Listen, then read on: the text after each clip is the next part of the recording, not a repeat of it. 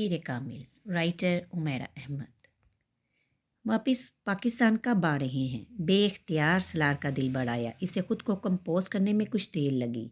अगले माह आ जाऊंगा। मैं रिज़ाइन कर रहा हूँ। वापस आकर पाकिस्तान में ही काम करूँगा। फिर ठीक है, आपसे अगले माह मुलाकात होगी, डॉक्टर साहब ने तब कहा था।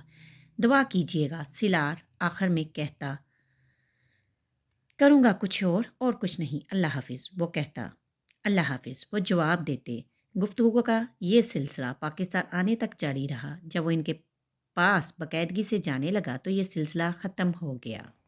लाहौर आने के बाद वो बाकायदगी से इनके पास जाने लगा था। इसे इनके पास सुकून मिलता था। सिर्फ इनके पास गुजरा हुआ वक्त ऐसा होता था जब वो कुछ देर के लिए मुकम्मल तौर पर अपने डिप्रेशन से आज़ादी हासिल कर लेता था। बाज़ दफ़ा इनके पास खामोश बैठे बैठे बेख्तियार इसका दिल चाहता वो इनके सामने वो सब कुछ उगल दे जिसे वो इतने सालों से अपने अंदर जहर की तरह बड़े फिर रहा है। पछतावा, एहसास जुर्म, बेचैनी, बेबसी, शर्मिंदगी, नदामत, हर चीज़। फिर इसे खौफ पैदा होता। डॉक्टर सब्त अली इसको पता नहीं किन नज़रों से देखेंगे। इसकी हिम्मत दम तोड़ जाती। डॉक्टर सैयद सब्त अली अबहाम को दूर करने में कमाल रखते थे। डॉक्टर सब्त अली अबहाम को दूर करने में कमाल रखते थे। वो इनके पास खामोश बैठा रहता, सिर्फ सुनता, सिर्फ समझता, सिर्फ नतीजे अखज़ करता। कोई धुन थी जो छट रही थी, कोई चीज़ थी जो नज़र आने लगी थी।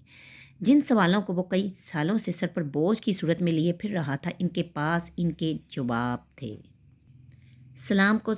इस्लाम को समझ कर सीखिए तो आपको पता चलेगा कि इसमें कितनी वुसअत है। ये तंग नज़री और तंग दिल का दीन नहीं है, ना ही इन दोनों चीज़ों की इसमें गुंजाइश है।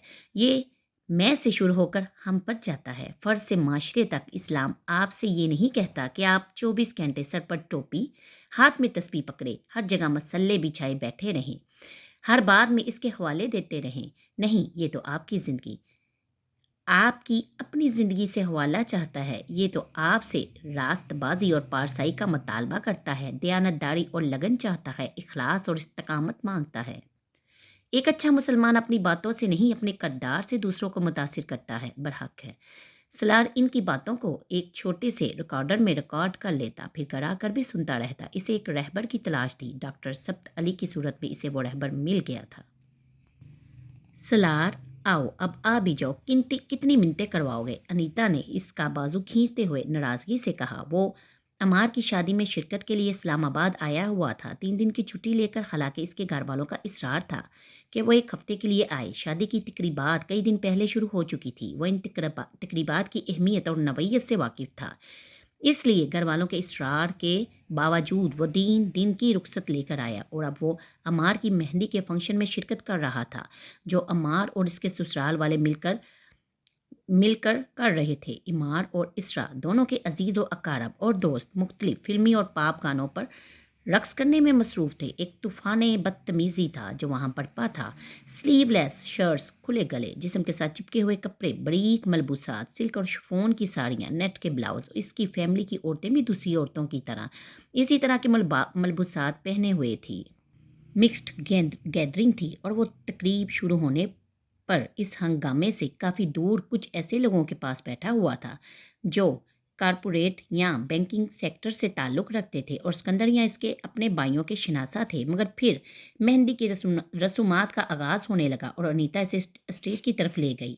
इसरा और इमार बेतकल्फ़ी से स्टेज पर बैठे बातें कर रहे थे। वो पहली बार इसरा से मिल रहा था। इमार ने इसका और इसरा का तारुफ कराया। मेहंदी के रसूमात के बाद इसने वहाँ से जाने की कोशिश की, मगर कामरान और तैयबा ने इसे ज़बरदस्ती रोक दिया।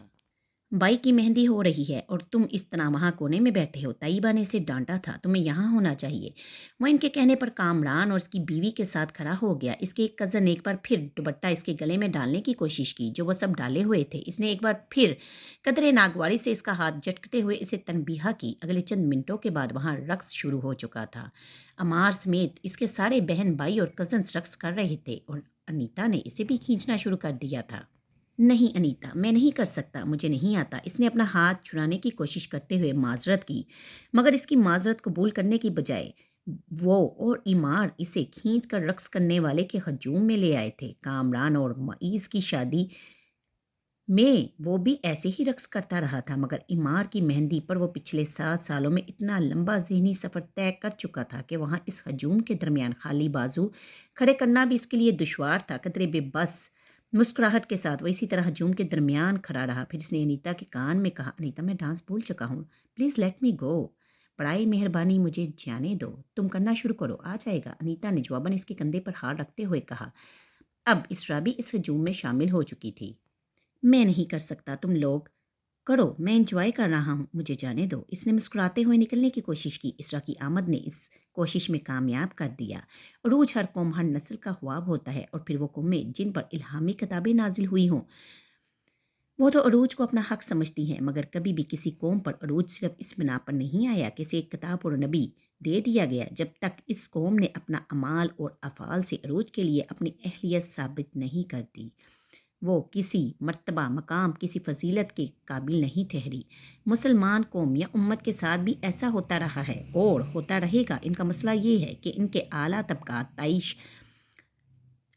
طائش اور نفس پرستی کا شکار ہیں۔ یہ دونوں چیزیں وبا کی طرح ہوتی ہیں، ایک سے دوسرے، دوسرے سے تیسرے، اور پھر یہ سلسلہ کہیں رکتا نہیں۔ اسے وہاں کھڑے ناچتی ہوئی عورتوں اور مردوں کے ہجوم کو دیکھتے ہوئے بے اختیار ڈاکٹر سبت علی کی باتیں یاد آنے لگی۔ مومن عیاش نہیں ہوتا، نہ تب جب وہ آیا ہوتا ہے اور نہ جب وہ حکمران ہوتا ہے۔ اس کی زندگی کسی جانور یا کیڑے مکوڑے کی زندگی جیسی نہیں ہوتی۔ کھانا پینا، اپنی نسل کو آگے بڑھانا اور فنا ہو جانا، یہ کسی جانور کی زندگی کا انداز تو ہو سکا ہے، مگر کسی مسلمان کی نہیں۔ سلار بے اختیار مسکرایا۔ وہ آج پھر جانوروں اور حشرات الارض کا ایک گروہ دیکھ رہا تھا۔ اسے خوشی ہوئی، وہ بہت عرصہ پہلے ان میں سے نکل چکا تھا۔ وہاں ہر ایک خوش بخت، پرسکون اور مطمئن نظر آ رہا تھا۔ بلند کہکے اور چمکدار چہرے اور آنکھیں۔ اس کے سامنے طیبہ عمار کے سسر کے ساتھ رقص کر رہی تھی، انیتا اپنے سب سے بڑے بھائی کامران کے ساتھ۔ سلار نے اپنے ہاتھ کی انگلیوں سے دائیں کنپٹی کو مسلا۔ شاید یہ تیز میوزک تھا یا پھر اس وقت اس کا ذہنی اضطراب اسے اپنی کنپٹی میں ہلکی سی درد کی لہریں گزرتی ہوئی محسوس ہوئی۔ اپنے گلاسز اتار کر اس نے بائیں ہاتھ سے اپنی دونوں آنکھیں مسلی۔ دوبارہ گلاسز آنکھوں پر لگاتے ہوئے اس نے مڑ کر راستہ تلاش کرنے کی کوشش کی۔ کچھ جہد کے بعد وہ اپنی جگہ چھوڑتے ہوئے اس دائرے سے نکلنے میں کامیاب ہو گیا۔ اسے باخوشی راستہ دے دیا گیا۔ کدھر جا رہے ہو؟ بے ہنگم شور میں طیبہ نے بلند آواز میں جانے سے پہلے اس کا بازو پکڑ کر پوچھا۔ وہ ابھی رقص کرتے کرتے کچھ تھک کر اس کے پاس کھڑی ہوئی تھی۔ ان کا سانس پھولا ہوا تھا۔ ممی، میں ابھی آتا ہوں نماز پڑھ کر، آج رہنے دو۔ سلار مسکرایا، مگر اس نے جواب میں کچھ کہا نہیں، بلکہ نفی میں اپنا سر ہلاتے ہوئے نرمی سے ان کا ہاتھ اپنے بازو سے ہٹا دیا۔ وہ اب باہر نکلنے کی تگ و دو کر رہا تھا۔ یہ کبھی نارمل نہیں ہو سکتا۔ زندگی کو انجوائے کرنا بھی ایک آرٹ ہے، اور یہ آرٹ اس بیوقوف کو کبھی نہیں آئے گا۔ انہوں نے اپنے تیسرے بیٹی کی پشت کو دیکھتے ہوئے قدرے افسوس سے سوچا۔ سلار نے اس ہجوم سے نکل کر بے اختیار سکون کی سانس لی تھی۔ وہ جس وقت نماز پڑھنے کے لیے اپنے گھر سے گیٹ کے باہر نکل رہا تھا، سنگر اس وقت بھی گانے میں مصروف تھے۔ اس وقت مسجد کی طرف جانے والا وہ اکیلا تھا۔ شاید گاڑیوں کی لمبی قطاروں کے درمیان سے سڑک پر چلتے ہوئے وہ مسلسل ڈاکٹر سبت علی کے بارے میں سوچ رہا تھا۔ وہ سینکڑوں کے اس مجمع کے بارے میں بھی سوچ رہا تھا جو اس کے گھر پر ناچ گانے میں مصروف تھے۔ مسجد میں کل 14 لوگوں نے باجماعت نماز ادا کی تھی۔ پاکستان آنے کے بعد اسلام آباد اپنی پوسٹنگ کے دوران وہ سکندر عثمان کے گھر پر ہی رہتا رہا۔ لاہور آنے کے بعد بھی کسی پوش علاقے میں کوئی بڑا گھر رہائش کے لیے منتخب کرنے کی بجائے اس نے فرقان کی بلڈنگ میں ایک فلیٹ کرائے پر لینے کو ترجیح دی۔ فرقان کے پاس فلیٹ لینے کی ایک وجہ یہ بھی تھی کہ وہ لاہور میں اپنی عدم موجودگی کے دوران فلیٹ کے بارے میں کسی عدم تحفظ کا شکار نہیں ہوتا تھا، تو دوسری وجہ یہ بھی تھی کہ فلیٹ کی بجائے کوئی گھر لینے پر اسے 2-4 ملازم رکھنے پڑتے، جبکہ اس کا بہت کم وقت فلیٹ پر گزرتا تھا۔ فرقان کے ساتھ آہستہ آہستہ لاہور میں اس کا سوشل سرکل بہت وسیع ہونے لگا تھا۔ فرقان بہت سوشل آدمی تھا اور اس کا حلقہ احباب بھی خاصا لمبا چوڑا تھا۔ وہ سلار کے موڈ اور ٹیمپرمنٹ کو سمجھنے کے باوجود اسے وقتاً فوقتاً اپنے ساتھ مختلف جگہوں پر کھینچتا رہتا۔ وہ اس رات فرقان کے ساتھ اس کے کسی ڈاکٹر دوست کی ایک پارٹی اور محفل غزل میں شرکت کے لیے گیا تھا۔ وہ ایک فارم پر ہونے والی پارٹی تھی۔ اس نے سلار کو مدعو کر لیا اور محفل غزل کا سن کر وہ انکار نہیں کر سکا۔ فارم پر شہر کی ایلیٹ کلاس کا اجتماع تھا۔ وہ ان میں سے اکثریت کو جانتا تھا۔ وہ اپنے شناسا کچھ لوگوں کے ساتھ باتیں کرنے لگا۔ ڈنر چل رہا تھا اور انہی باتوں کے دوران اس نے فرقان کی تلاش میں نظر دوڑائی۔ وہ کہیں نظر نہیں آ رہا تھا۔ سلار ایک بار پھر کھانے میں مصروف ہو گیا۔ کھانے کے بعد اسے چند لوگوں کے ساتھ فرقان کھڑا نظر آ گیا۔ وہ بھی اس طرح پڑ گیا۔ آؤ سلار میں تمہارا تعارف کرواتا ہوں۔ فرقان نے اس کے قریب آنے پر چند جملوں کے تبادلے کے بعد کہا، یہ ڈاکٹر رضا ہیں، گنگا رام ہاسپٹل میں کام کرتے ہیں، چائلڈ اسپیشلسٹ ہیں۔ سلار نے ہاتھ ملایا، یہ ڈاکٹر جلال انصر ہیں۔ سلار کو اس شخص سے تعارف کی ضرورت تو نہیں تھی۔ فرقان اب کیا کہہ رہا تھا وہ سن نہیں پایا۔ اس نے جلال انصر کی طرف ہاتھ بڑھا دیا۔ دونوں کے درمیان بہت رسمی سا مصافحہ ہوا۔ جلال انصر نے بھی یقیناً اسے پہچان لیا تھا۔ سلار وہاں ایک اچھی شام گزارنے آیا تھا، مگر اس وقت اسے محسوس ہوا کہ وہ ایک اور بری رات گزارنے آیا تھا۔ یادوں کا ایک سیلاب تھا جو ایک بار پھر ہر بند توڑ کر اس پر چڑھائی کر رہا تھا۔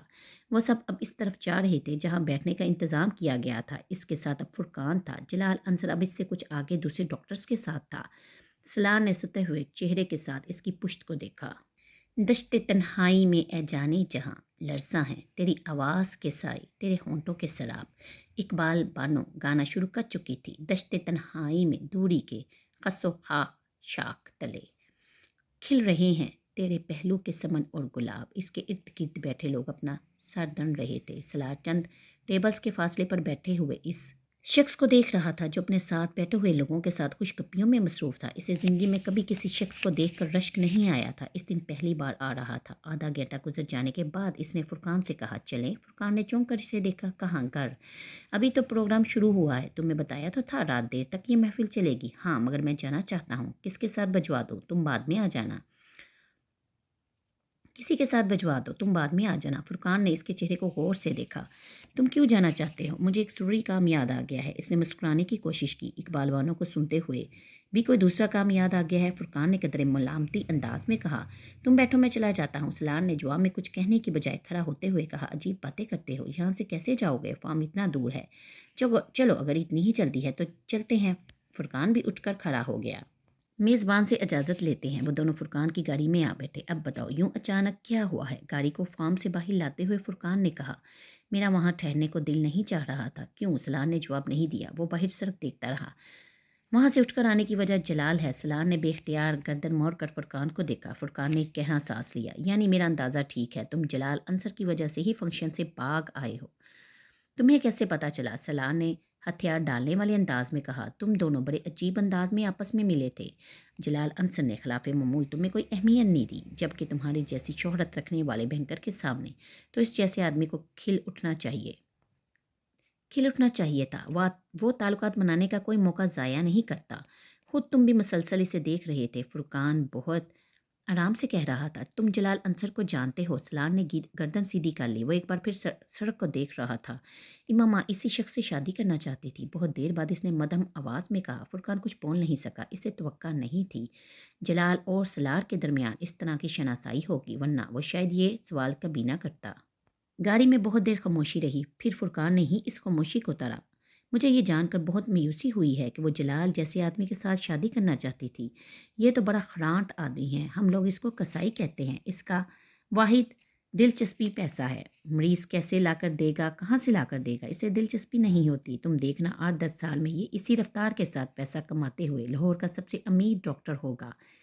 فرقان اب جلال انصر کے بارے میں تبصرہ کر رہا تھا۔ سلار خاموشی سے سن رہا تھا۔ جب فرقان نے اپنی بات ختم کر لی تو اس نے کہا، اس کو قسمت کہتے ہیں، تمہیں اس پر رشک آ رہا ہے۔ فرقان نے قدرے حیرانگی سے کہا، حسد تو میں نہیں کر سکتا۔ سلار عجیب سے انداز میں مسکرایا۔ یہ جو کچھ تم مجھے اس کے بارے میں بتا رہے ہو، یہ سب کچھ مجھے بہت سال پہلے پتا تھا، تبھی جب میں امامہ کے سلسلے میں اس سے ملا تھا۔ یہ کیسا ڈاکٹر بننے والا تھا مجھے اندازہ تھا، مگر آج رات اس فنکشن میں اسے دیکھ کر مجھے اس پر بے تحاشا رشک آیا۔ کچھ بھی نہیں ہے اس کے پاس، معمولی شکل و صورت ہے، خاندان بھی خاص نہیں ہے۔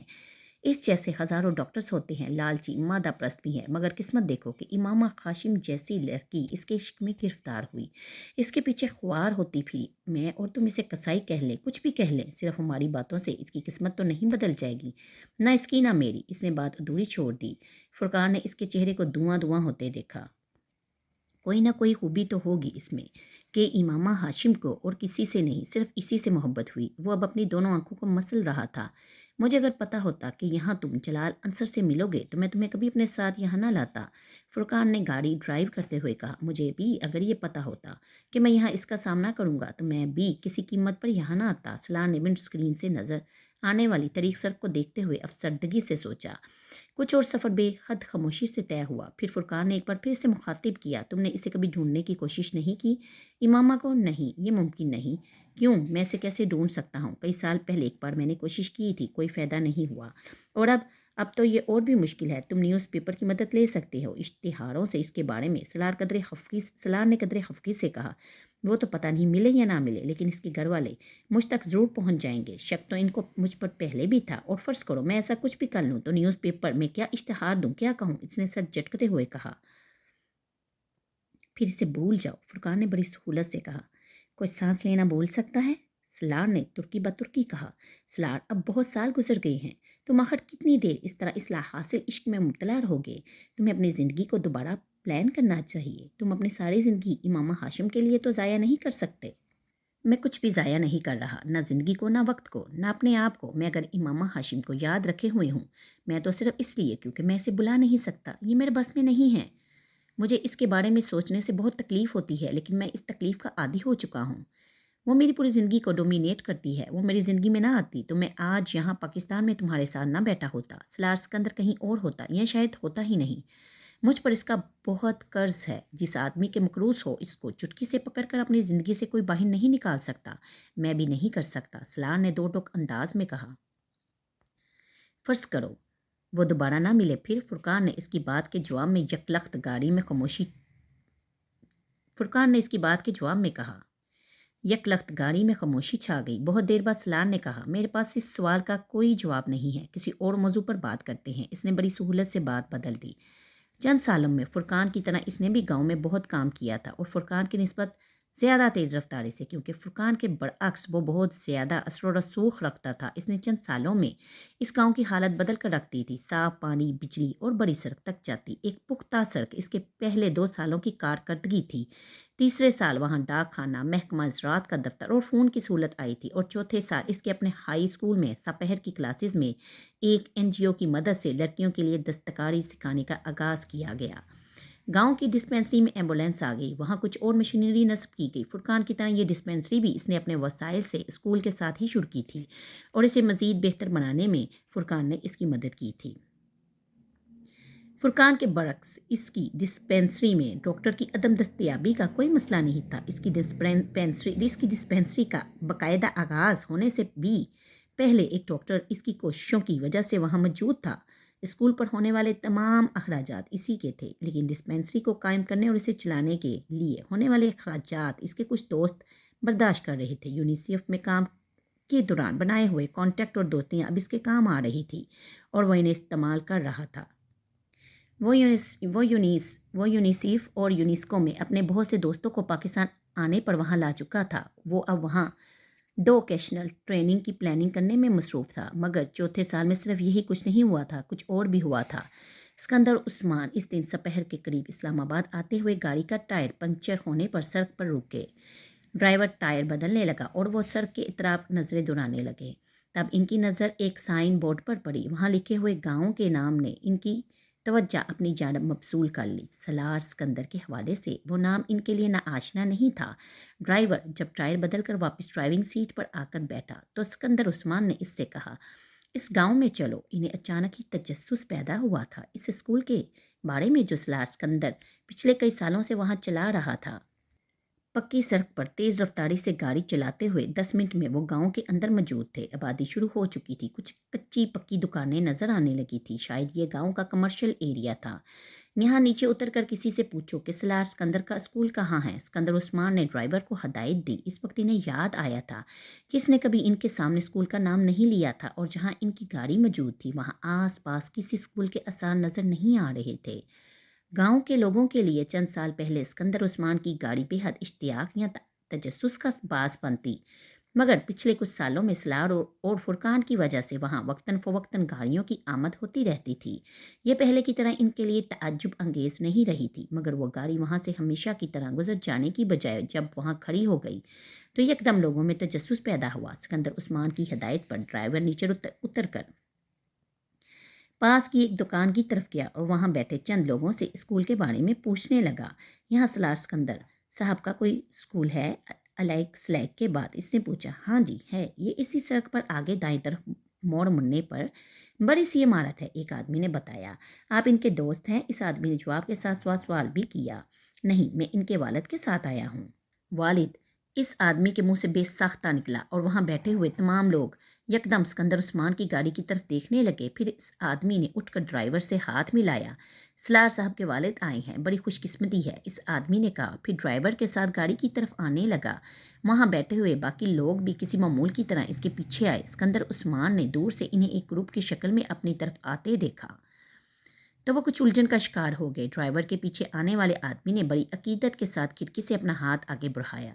سکندر عثمان نے کچھ تذبذب کے عالم میں اس سے ہاتھ ملایا، جبکہ اس آدمی نے بڑی جوش و خروش سے دونوں ہاتھوں کے ساتھ ان سے مصافحہ کیا۔ اس کے ساتھ آنے والے دوسرے آدمی بھی اب یہی کر رہے تھے۔ سکندر کچھ الجھن کے انداز میں ان سے ہاتھ ملا رہے تھے۔ آپ سے مل کر بہت بڑی خوشی ہوئی ہے صاحب، پہلے ادیر آدمی نے عقیدت بڑے انداز میں کہا۔ آپ کے لیے چائے لائیں یا پھر بوتل؟ وہ آدمی اسی جوش و خروش سے پوچھ رہا تھا۔ ڈرائیور اب گاڑی سٹارٹ کر چکا تھا۔ نہیں، کوئی ضرورت نہیں ہے، بس راستہ ہی پوچھنا تھا، انہوں نے جلدی سے کہا۔ ڈرائیور نے گاڑی آگے بڑھا دی۔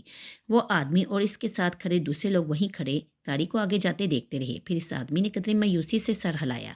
سلار صاحب کی بات اور ہے۔ ہاں، سلار صاحب کی ہی بات ہی اور ہے، وہ کچھ بھی کھائے پیے بغیر یہاں سے اس طرح جاتے تھے؟ ایک دوسرے آدمی نے تائید کی۔ وہ لوگ؟ ہاں، سلار صاحب کی اور ہی بات ہے، وہ کبھی کچھ کھائے پیے بغیر یہاں سے اس طرح جاتے تھے، ایک دوسرے آدمی نے جو تائید کی۔ وہ لوگ اب واپس قدم بڑھانے لگے۔ سلار گاؤں میں موجود چند دکانوں کے پاس ہی اپنی گاڑی کھڑی کر دیا کرتا تھا اور پھر وہاں موجود لوگوں سے ملتے ان کی پیش کردہ چھوٹی موٹی چیزیں کھاتا پیتا وہاں سے پیدل 10 منٹ میں اپنے اسکول چلا جاتا تھا۔ وہ لوگ مایوس ہوئے تھے۔ سکندر عثمان نے تو گاڑی سے اترنے تک کا تکلف نہیں کیا تھا، کھانا پینا تو دور کی بات تھی۔ گاڑی اب موڑ مڑ رہی تھی اور موڑ مڑتے ہی ڈرائیور سے مزید کچھ کہتے کہتے سکندر عثمان خاموش ہو گئے۔ پچھلی سیٹ پر بیٹھے ونڈ اسکرین کے پار نظر آنے والی وسیع اور عریض عمارت ان چھوٹے کچے پکے مکانوں اور کھلے کھیتوں کے درمیان دور سے بھی حیرت میں ڈالنے کے لیے کافی تھی۔ سکندر کو اندازہ نہیں تھا کہ وہ وہاں اتنا بڑا اسکول چلا رہا تھا، مگر ان کو دم بخود اس اسکول کی دور تک پھیلی ہوئی عمارت نے نہیں کیا تھا، بلکہ اسکول کی طرف جاتی ہوئی سڑک پر لگے اس سائن بورڈ نے کیا تھا، جس پر تیر کے ایک نشان کے اوپر جلی حروف میں اردو میں تحریر تھا: سکندر عثمان ہائی اسکول۔ ڈرائیور گاڑی اسکول کے سامنے روک چکا تھا۔ سکندر عثمان نے گاڑی سے اتر کر اس عمارت کے گیٹ کے پار عمارت کے ماتھے پر چمکتے ہوئے اپنے نام کو دیکھا۔ ان کی آنکھوں میں ہلکی سی نمی تیر گئی۔ سلار سکندر نے ایک بار پھر انہیں کچھ بولنے کے قابل نہیں رکھا تھا۔ گیٹ بند تھا، مگر اس کے دوسری طرف چوکیدار موجود تھا، جو گاڑی کو وہاں رکتے دیکھ کر گیٹ کھول رہا تھا۔ ڈرائیور جب تک گاڑی سے اترا، چوکیدار باہر آ گیا۔ صاحب شہر سے آئے ہیں، ذرا اسکول دیکھنا چاہتے ہیں، ڈرائیور نے چوکیدار سے کہا۔ سکندر عثمان ہنوز اسی اسکول میں لگے اپنے نام کو دیکھ رہے تھے۔ سلار صاحب کے حوالے سے آئے ہیں؟ چوکیدار نے پوچھا۔ نہیں، ڈرائیور نے بلا توقف کہا، ویسے ہی آئے ہیں۔ سکندر عثمان نے پہلی بار اپنی نظر ہٹا کر ڈرائیور اور پھر چوکیدار کو دیکھا۔ میں سلار سکندر کا باپ ہوں، سکندر عثمان نے مستحکم مگر بڑھائی ہوئی آواز میں کہا۔ ڈرائیور نے حیرانگی سے انہیں دیکھا۔ چوکیدار ایک دم بکھلا گیا۔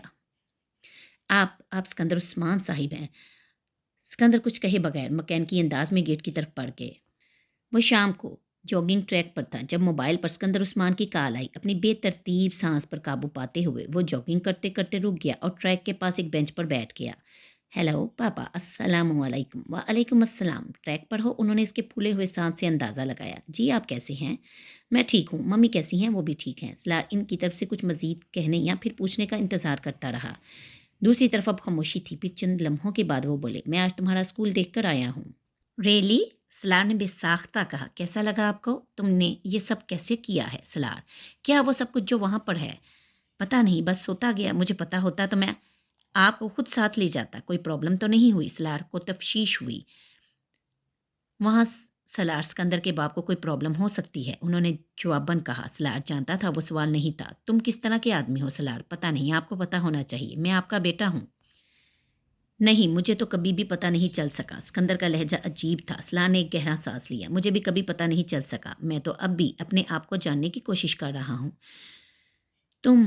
तुम सलार एक इंतहाई अहमक कमीने और खबीस इंसान हो। सलार हंसा। आप ठीक कहते हैं, मैं वाकई ऐसा हूँ। और कुछ और ये कि मैं बड़ा खुशकिस्मत हूँ कि तुम मेरी औलाद हो। सिकंदर उस्मान की आवाज़ लर्ज रही थी। इस बार चुप रहने की बारी सलार की थी। मुझे इस स्कूल के हर माह के अखराजात के बारे में बता देना। मेरी फर्म हर माह इस रकम का चेक तुम्हें भिजवा दिया करेगी। इससे पहले कि सलार कुछ कहता, फ़ोन बंद हो चुका था। सलार ने पार्क में फैली तरीकी में हाथ में पकड़े मोबाइल की रोशन स्क्रीन को देखा, फिर जॉगिंग ट्रैक पर लगी रोशनी में वहां दौड़ते लोगों को। कुछ दूर वहीं बैठा खालिउल ज़हनी के आलम में इन लोगों को देखता रहा, फिर उठकर लंबे लंबे डंग बढ़ते हुए ट्रैक पर आ गया।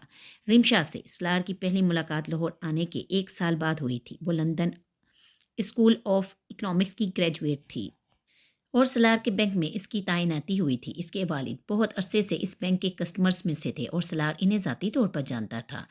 रिमशा बहुत खूबसूरत, ज़हीन और खुश मिजाज लड़की थी और इसने वहाँ आने के कुछ अरसे के बाद ही हर एक से एक खासी बेतकल्फ़ी पैदा कर ली थी।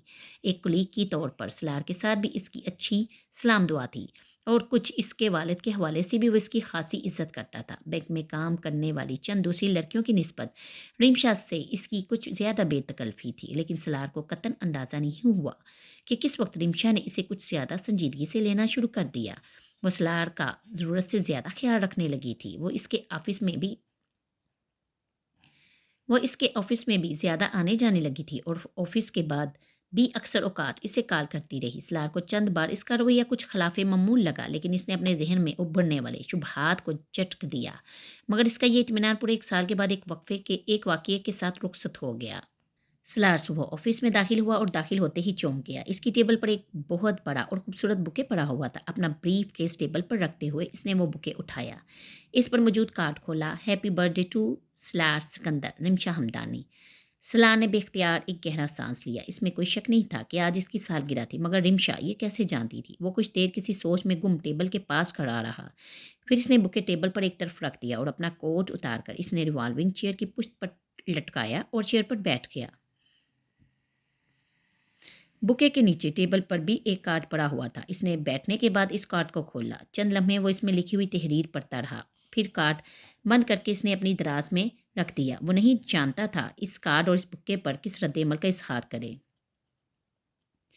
चंद लम्हे वो कुछ सोचता रहा। इसने कंधे झटकर अपने ब्रीफ केस खोलना शुरू कर दिया और इसमें से अपना लैपटॉप निकाल कर ब्रीफ केस को नीचे कारपेट पर अपनी टेबल के साथ रख रहा था जब रिमशा अंदर दाखिल हुई। हैप्पी बर्थडे सलार, इसने अंदर दाखिल होते ही कहा। सलार मुस्कुराया। थैंक्स रिमशा अब टेबल के सामने पड़ी कुर्सी खींच कर बैठ रही थी, जबकि सलार लैपटॉप को खोलने में मसरूफ था। बुके और कार्ड के लिए भी शुक्रिया, ये खुशगवार सरप्राइज था। सलार ने बात जारी रखते हुए कहा। वो अब अपना फ़ोन लैपटॉप के साथ अटैच करने में मसरूफ था। मगर तुम्हें मेरी बर्थडे के बारे में पता कैसे चला? वो पूछे बगैर नहीं रह सका। जनाब, ये तो मैं नहीं बताऊंगी, बस पता चलाना था, चला लिया, रिमशा ने चुगफ्तगी से कहा। और वैसे भी दोस्त आपस में ये सवाल कभी नहीं करते। अगर दोस्तों को ऐसी चीज़ों का भी पता नहीं होगा तो फिर वो दोस्त तो नहीं हुए। सलार लैपटॉप की स्क्रीन पर नजरें जमाए मुस्कुराते हुए इसकी बात सुनता रहा। अब मैं सारे स्टाफ की तरफ से पार्टी की डिमांड के लिए आई हूँ। आज का डिनर तुम्हें अरेंज करना चाहिए। सलार ने लैपटॉप से नज़रें हटाकर इसकी तरफ देखा। मैं बर्थडे सेलिब्रेट नहीं करता। क्यों? वैसे ही कोई वजह तो होगी, कोई ख़ास वजह नहीं है, बस मैं वैसे ही सेलिब्रेट नहीं करता। पहले नहीं करते होगे, मगर इस बार तो करनी पड़ेगी। इस बार तो सारे स्टाफ की डिमांड है। रिमशा ने बेतकल्फ़ी से कहा। मैं किसी भी दिन आप सब लोगों को खाना खिला सकता हूँ, मेरे घर पर, होटल में, जहाँ आप चाहें, मगर मैं बर्थडे के सिलसिले में नहीं खिला सकता। इसने साफ गोई से कहा। यानी तुम चाहते हो कि हम तुम्हारे लिए पार्टी अरेंज कर दें? रिमशा ने कहा। मैंने ऐसा कुछ नहीं कहा। वो कुछ हैरान हुआ। अगर तुम पूरे स्टाफ को पार्टी नहीं दे सकते तो कम से कम मुझे डिनर पर तो ले जा सकते हो। रिमशा, मैं आज रात कुछ मसरूफ़ हूँ अपने कुछ दोस्तों के साथ। लाने एक बार फिर माजरत की। कोई बात नहीं, मैं भी आ जाऊंगी, रिमशा ने कहा। नहीं, ये मुनासिब नहीं होगा। क्यों? वो सब मर्द हैं और तुम इनसे वाकिफ भी नहीं हो, इसने बहाना बनाया। मैं समझती हूँ, रिमशा ने कहा। फिर कल चलते हैं। कल नहीं, फिर कभी चलेंगे, मैं तुम्हें बता दूंगा। रिमशा कुछ मायूस हुई, मगर इसे अंदाज़ा हो गया कि वो इसे फ़िलहाल बाहर कहीं ले जाने का इरादा नहीं रखता। ओके, वो खड़े होते हुए बोली। मुझे उम्मीद है तुमने माइंड नहीं किया होगा। सलार ने इसे उठते देखकर कहा। नहीं, बिल्कुल नहीं, इट्स ऑल राइट। वो मुस्कुराती हुई कमरे से बाहर निकल गई। सलार अपने काम में मसरूफ़ हो गया। इसका ख़्याल था सालगिरह का वो मामला वहीं ख़त्म हो गया। ये इसकी गलत फहमी थी। लंच आवर के दौरान इसके लिए एक सरप्राइज़ पार्टी तैयार थी। इसके बॉस مسٹر پال ملر نے بڑی گرمجوشی سے سالگرہ پر مبارکباد دی تھی۔ وہ پارٹی رمشا نے ارینج کی تھی اور کیک اور دوسرے لوازمات کو دیکھتے ہوئے وہ پہلی بار صحیح معنوں میں تشویش میں مبتلا ہوا تھا۔ اگر پہلے رمشا ڈکے چھپے الفاظ میں اپنی پسندیدگی کا اظہار کر رہی تھی تو اس دن اس نے بہت واضح انداز میں یہ بات ظاہر کر دی تھی۔ وہ لنچ آور کے بعد تقریباً آدھا گھنٹہ اپنے آفس میں بیٹھا پہلی بار رمشا کے بارے میں سوچتا رہا۔ وہ اندازہ کرنے کی کوشش کر رہا تھا کہ اس سے کون سی ایسی غلطی ہوئی تھی جس سے رمشا کو اس میں دلچسپی پیدا ہوئی۔ اس میں کوئی شک نہیں تھا کہ وہ بہت خوبصورت تھی، پچھلے کچھ عرصہ میں ملنے والی چند اچھی لڑکیوں میں سے ایک تھی، مگر وہ یہ نہیں چاہتا تھا کہ وہ اس میں انوالو ہونے لگے۔ وہ پچھلے کچھ عرصے سے رمشا کے لیے اپنے خاص رویے کو اس کی خوش اخلاقی سمجھ کر ٹالتا رہا تھا، مگر اس دن آفس سے نکلتے ہوئے اس کی طرف سے دیے جانے والے چند پیکٹس کو گھر جا کر کھولنے پر اس کے 14 طبق روشن ہو گئے تھے۔ وہ بھی ان تحائف کو دیکھ کر تشویش میں مبتلا ہو رہا تھا جب فرقان آ گیا۔ ڈرائنگ روم میں پڑے وہ پیکٹس فوراً اس کی نظر میں آ گئے۔ واؤ، آج تو خاصے تحائف اکٹھے ہو رہے ہیں، دیکھ لو، فرقان نے صوفہ پر بیٹھتے ہوئے کہا۔ سلار نے صرف سر ہلایا۔ غریب پرفیومز، ٹائیاں، شرٹس بھی کے بعد دیگر ان چیزوں کو نکال کر دیکھتا رہا۔ یہ تمہاری بڑی کا سامان اکٹھا نہیں ہو گیا؟ فرقان نے مسکراتے ہوئے تبصرہ کیا۔ خاصا دل کھول کر گفٹس دیے ہیں تمہارے کولیگس نے؟ صرف ایک کولیگ نے، سلار نے مداخلت کی۔ یہ سب کچھ ایک نے دیا ہے؟ فرقان کچھ حیران ہوا۔ ہاں، کس نے؟ رمشا نے۔ فرقان نے اپنے ہونٹ سکیڑے۔ تم جانتے ہو یہ تمام گفٹس 1.5 لاکھ کی رینج میں ہوں گے۔ وہ اب دوبارہ ان چیزوں پر نظر ڈال رہا تھا۔ صرف یہ گھڑی ہی 50,000 کی ہے۔ کوئی صرف کولیگ سمجھ کر تو اتنی مہنگی چیزیں نہیں دے گا۔ تم لوگوں کے درمیان کوئی… فرقان بات کرتے کرتے رک گیا۔ ہم دونوں کے درمیان کچھ نہیں ہے، کم از کم میری طرف سے، مگر میں آج پہلی بار پریشان ہو گیا ہوں۔ مجھے لگتا ہے کہ رمشا مجھ میں کچھ ضرورت سے زیادہ دلچسپی لے رہی ہے۔ سلار نے ان چیزوں پر نظر دراتے ہوئے کہا۔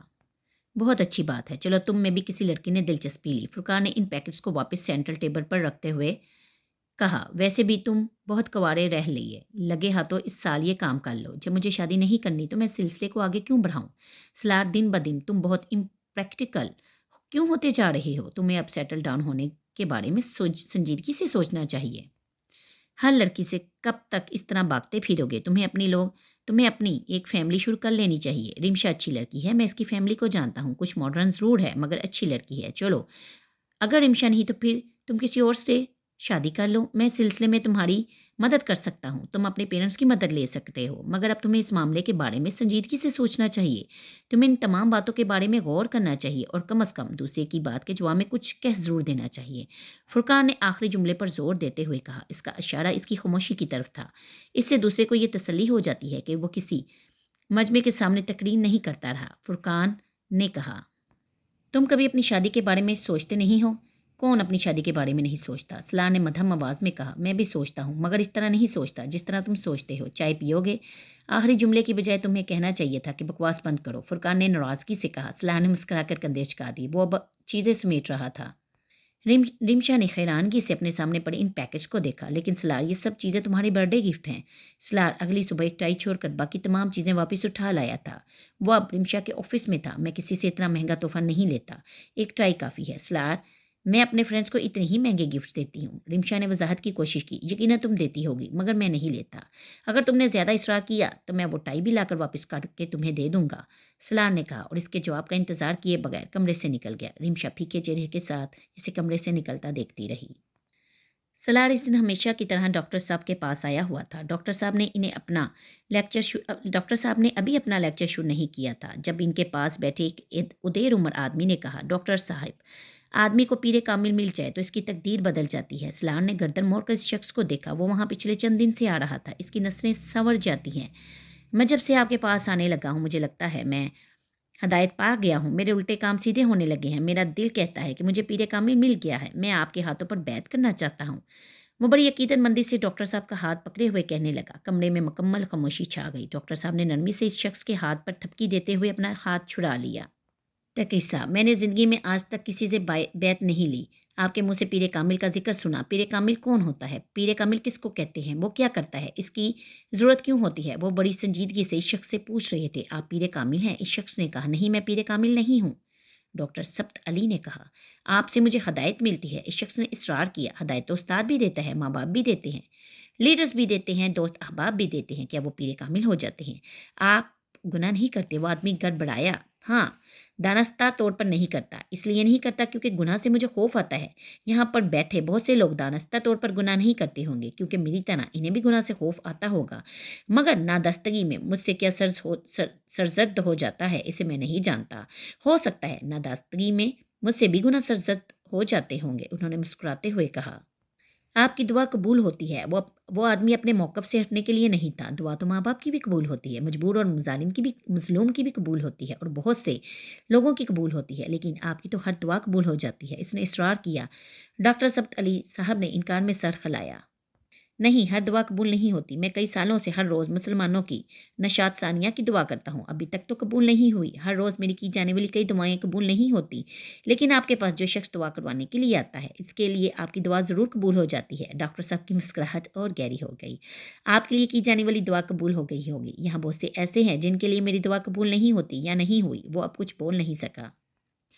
آپ میں سے اگر کوئی بتا سکے کہ پیر کامل کون ہوتا ہے؟ وہاں موجود لوگ ایک دوسرے کو دیکھنے لگے، پھر ایک نے کہا، پیر کامل نیک شخص ہوتا ہے، عبادت گزار شخص، پارس آدمی۔ ڈاکٹر سبت علی نے سر ہلایا۔ بہت سے لوگ نیک ہوتے ہیں، عبادت گزار ہوتے ہیں، پارسا ہوتے ہیں، آپ کے ارد گرد ایسے بہت سے لوگ ہوتے ہیں، تو کیا وہ سب پیر کامل ہوتے ہیں؟ نہیں، پیر کامل وہ آدمی ہوتا ہے جو دکھاوے کے لیے عبادت نہیں کرتا، دل سے عبادت کرتا ہے، صرف اللہ تعالیٰ کے لیے۔ اس کی نیکی اور پارسائی ڈونگ نہیں ہوتی۔ ایک اور شخص نے اپنی رائے دی۔ اپنے حلقہ احباب میں آپ میں سے ہر ایک کسی نہ کسی ایسے شخص کو ضرور جانتا ہوگا جس کی عبادت کے بارے میں اسے یہ شبہ نہیں ہوتا کہ وہ ڈونگ ہے، جس کی نیکی اور پارسائی کا بھی آپ کو یقین ہوتا ہے، تو کیا وہ شخص پیر کامل ہے؟ کچھ دیر خاموشی رہی، پھر ایک اور شخص نے کہا، پیر کامل ایک ایسا شخص ہوتا ہے جس کے الفاظ میں تاثیر ہوتی ہے کہ وہ انسان کا دل بدل دیتے ہیں۔ تاثیر بھی بہت سے لوگوں کے الفاظ میں ہوتی ہے، کچھ کے منہ سے نکلنے والے الفاظ میں، کچھ کے قلم سے نکلنے والے الفاظ میں۔ تاثیر تو اسٹیج پر کھڑے ایک کمپیوٹر اور اخبار کالم لکھنے والے ایک جرنلسٹ کے الفاظ میں بھی ہوتی ہے، تو کیا وہ پیر کامل ہوتے ہیں؟ ایک اور شخص بولا، پیر کامل وہ ہوتا ہے جسے الہام اور وجدان ہو، جو مستقبل کو بوجھ سکے۔ ہم میں سے بہت سارے لوگ ایسے خواب دیکھتے ہیں جن میں مستقبل میں درپیش آنے والے حالات سے ہمیں آگاہی ہو جاتی ہے۔ کچھ لوگ استخارہ بھی کرتے ہیں اور چیزوں کے بارے میں کسی حد تک جان جاتے ہیں۔ کچھ لوگوں کی چھٹی حس بہت تیز ہوتی ہے، وہ خطروں کو بانپ جاتے ہیں۔ پیر کامل کون ہوتا ہے؟ ڈاکٹر صاحب کچھ دیر خاموش رہے، انہوں نے پھر اپنا سوال دہرایا، پیر کامل کون ہو سکتا ہے؟ سلار الجھن امیز انداز میں ڈاکٹر سبت علی کے چہرے کو دیکھنے لگا۔ کیا ڈاکٹر سبت علی کے علاوہ کوئی اور پیر کامل ہو سکتا ہے؟ اور اگر وہ نہیں تھے تو پھر کون تھا؟ اور کون ہو سکتا ہے؟ وہاں بیٹھے ہوئے لوگوں کے دل و دماغ میں ایک ہی گونج تھی، ڈاکٹر سبت علی ایک کا چہرہ۔ ڈاکٹر سبت علی ایک کا چہرہ دیکھ رہے تھے، پھر ان کے چہرے کی مسکراہٹ آہستہ آہستہ معدوم ہو گئی۔ پیر کامل میں کاملیت ہوتی ہے۔ کاملیت ان تمام چیزوں کا مجموعہ ہوتی ہے جو آپ کہہ رہے تھے۔ پیر کامل وہ شخص ہوتا ہے جو دل سے اللہ کی عبادت کرتا ہے، نیک اور پارسا ہوتا ہے، اس کی ہر دعا قبول ہوتی ہے، اس حد تک جس حد تک اللہ چاہے۔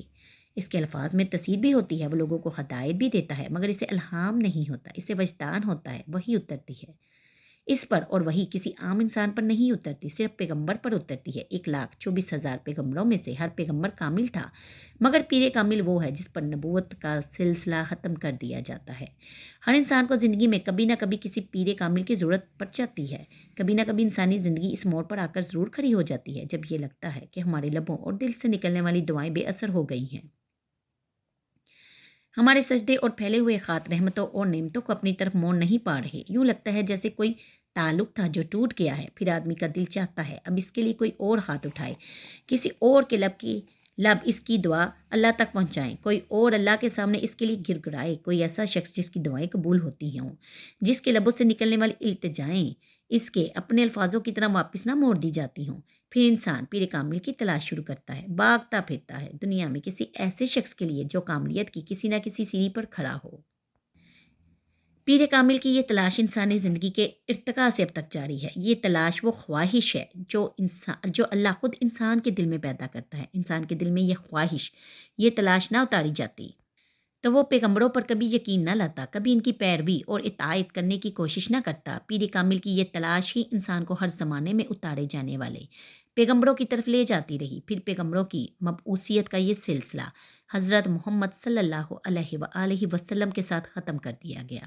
آپ صلی اللہ علیہ وآلہ وسلم کی امت کے لیے آپ صلی اللہ علیہ وآلہ وسلم کے بعد کسی اور پیر کامل کی گنجائش نہیں رکھی گئی۔ کون ہے جسے اب یا آئندہ آنے والے زمانے میں حضرت محمد صلی اللہ علیہ وآلہ وسلم سے بڑھ کر کوئی مقام دیا جائے؟ کون ہے جسے آج یا آئندہ آنے والے زمانے میں کسی شخص کے لیے حضرت محمد صلی اللہ علیہ وآلہ وسلم سے بڑھ کر کاملیت دے دی جائے؟ کون ہے جو آج یا آئندہ آنے والے زمانے میں کسی شخص کے لیے حضرت محمد صلی اللہ علیہ وآلہ وسلم سے بڑھ کر شفاعت کا دعویٰ کر سکے؟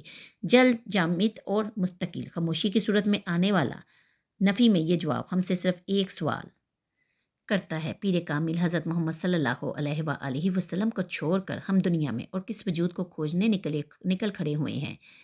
پیر کامل صلی اللہ علیہ وآلہ وسلم کے بیعت شدہ ہوتے ہوئے ہمیں دوسرے شخص کی بیعت کی ضرورت رہ گئی ہے کیا؟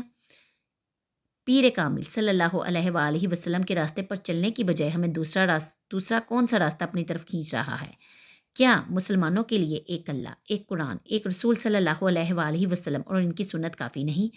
اللہ، اس کے رسول صلی اللہ علیہ وآلہ وسلم اور اس کی کتاب کے علاوہ اور کون سا شخص، کون سا کلام ہے جو ہمیں دنیا اور آخرت کی تکلیفوں سے بچا سکے گا، جو ہماری دعاؤں کو قبولیت بخشے، جو ہم پر نعمتیں اور رحمتیں نازل کر سکے؟ کوئی پیر کامل کا فرقہ بتا سکتا ہے؟ نہیں بتا سکتا۔ ڈاکٹر سبت علی کہہ رہے تھے وہ صرف مسلمان تھے، وہ مسلمان جو یہ یقین رکھتے تھے کہ اگر وہ صراط مستقیم پر چلیں گے تو وہ جنت میں جائیں گے، اس راستے سے ہٹیں گے تو اللہ کے عذاب کا نشانہ بنیں گے۔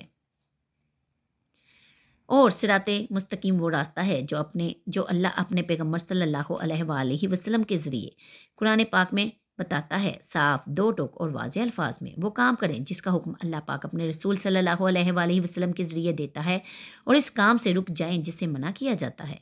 اللہ، حضرت محمد صلی اللہ علیہ وآلہ وسلم اور قرآن کسی بات میں کوئی ابہام نہیں رکھتے۔ قرآن کو کھولیے، اگر اس میں کہیں دو ٹوک اور غیر مفہم الفاظ میں کسی دوسرے پیر کامل یا پیغمبر کا ذکر ملے تو اس کی تلاش کرتے رہیے، اور اگر ایسا کچھ نظر نہیں آتا تو صرف پھر خوف کھائیے کہ آپ اپنے پیروں کو کس دلدل میں آپ اپنے پیروں کو کس دلدل میں لیے جا رہے ہیں، اپنے 50-60 سالہ زندگی کو کس طرح اپنی ابدی زندگی کی تباہی کے لیے استعمال کر رہے ہیں، کس طرح خسارے کا سودا کر رہے ہیں۔ ہدایت کی تلاش ہے، قرآن کھولیے، کیا ہے جو وہ آپ کو نہیں بتاتا؟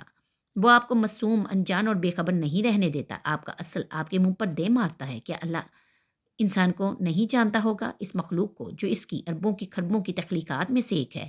دعا قبول نہیں ہوتی تو آسے اور وسیلے تلاش کرنے کی بجائے صرف ہاتھ اٹھا لیجئے، اللہ سے خود مانگیے، دے دے تو شکر کرے، نہ دے تو صبر، مگر ہاتھ آپ خود ہی اٹھائیے۔ زندگی کا کرینہ اور سلیقہ نہیں آ رہا تو اسوہ حسنہ صلی اللہ علیہ وآلہ وسلم کی طرف چلے جائیے، سب کچھ مل جائے گا آپ کو۔ احترام ہر ایک کا کریں، ہر ولی کا، ہر مومن کا، ہر بزرگ کا، ہر شہید کا، ہر صالح کا، ہر پارسا کا، مگر اپنی زندگیوں میں ہدایت اور رہنمائی صرف حضرت محمد صلی اللہ علیہ وآلہ وسلم سے لیں، کیونکہ انہوں نے آپ تک اپنے ذاتی احکامات نہیں پہنچائے۔ جو کچھ بتایا ہے وہ اللہ کا نازل کردہ ہے۔ ڈاکٹر سید سبت علی کون ہے، کیا ہے، کون جانتا ہے اسے؟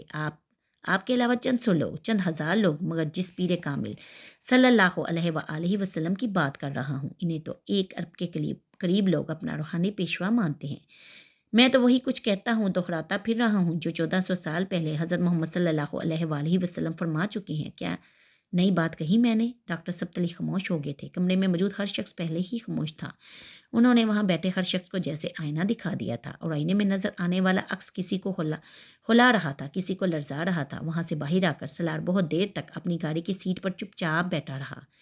اس کی آنکھوں پر بندی آخری پٹی بھی آج کھول دی گئی تھی۔ کئی سال پہلے جب امامہ ہاشم سوچے سمجھے بغیر گھر سے نکل پڑی تھی تو وہ اس لگن کو سمجھ نہیں پایا تھا۔ اس کے نزدیک وہ حماقت تھی، بعد میں اس نے اپنے خیالات میں ترمیم کر لی تھی۔ اسے یقین آ گیا تھا کہ کوئی بھی واقعی حضرت محمد صلی اللہ علیہ وآلہ وسلم کی محبت میں اس حد تک گرفتار ہو سکتا ہے کہ سب کچھ چھوڑ دے۔ اس نے اسلام کے بارے میں جاننا شروع کیا تو اسے پتہ چلا صحابہ اکرام رضی اللہ تعالیٰ عنہ بھی اسی طرح کی قربانیاں دیا کرتے تھے۔ حضرت بلال رضی اللہ تعالیٰ عنہ سے حضرت اویس کرنی رضی اللہ تعالیٰ عنہ تک ان گنت لوگ تھے اور ہر زمانے میں تھے، اور سالار اسکندر نے اقرار کر لیا تھا کہ پیغمبر صلی اللہ علیہ وآلہ وسلم کی محبت میں اتنی طاقت تھی کہ وہ کسی کو بھی کچھ بھی چھوڑنے پر مجبور کر دیتی۔ اس نے کبھی اس محبت کا تجزیہ کرنے کی کوشش نہیں کی تھی۔ وہ آج وہاں بیٹھا پہلی بار یہ کام کر رہا تھا۔ یہ صرف پیغمبر صلی اللہ علیہ وآلہ وسلم کی محبت نہیں تھی جس نے امامہ ہاشم کو گھر چھوڑنے پر مجبور کر دیا تھا، وہ صراط مستقیم کو دیکھ کر اس کی طرف چلی گئی تھی۔ اس صراط مستقیم کی طرف جسے وہ کسی زمانے میں اندھوں کی طرح ڈھونڈتا پھرتا تھا۔ وہ صحابہ کرام رضی اللہ تعالیٰ عنہم بھی اسی صراط مستقیم کی طرف جاتے تھے۔ امامہ ہاشم نے کئی سال پہلے پیر کامل صلی اللہ علیہ وآلہ وسلم کو پا لیا تھا۔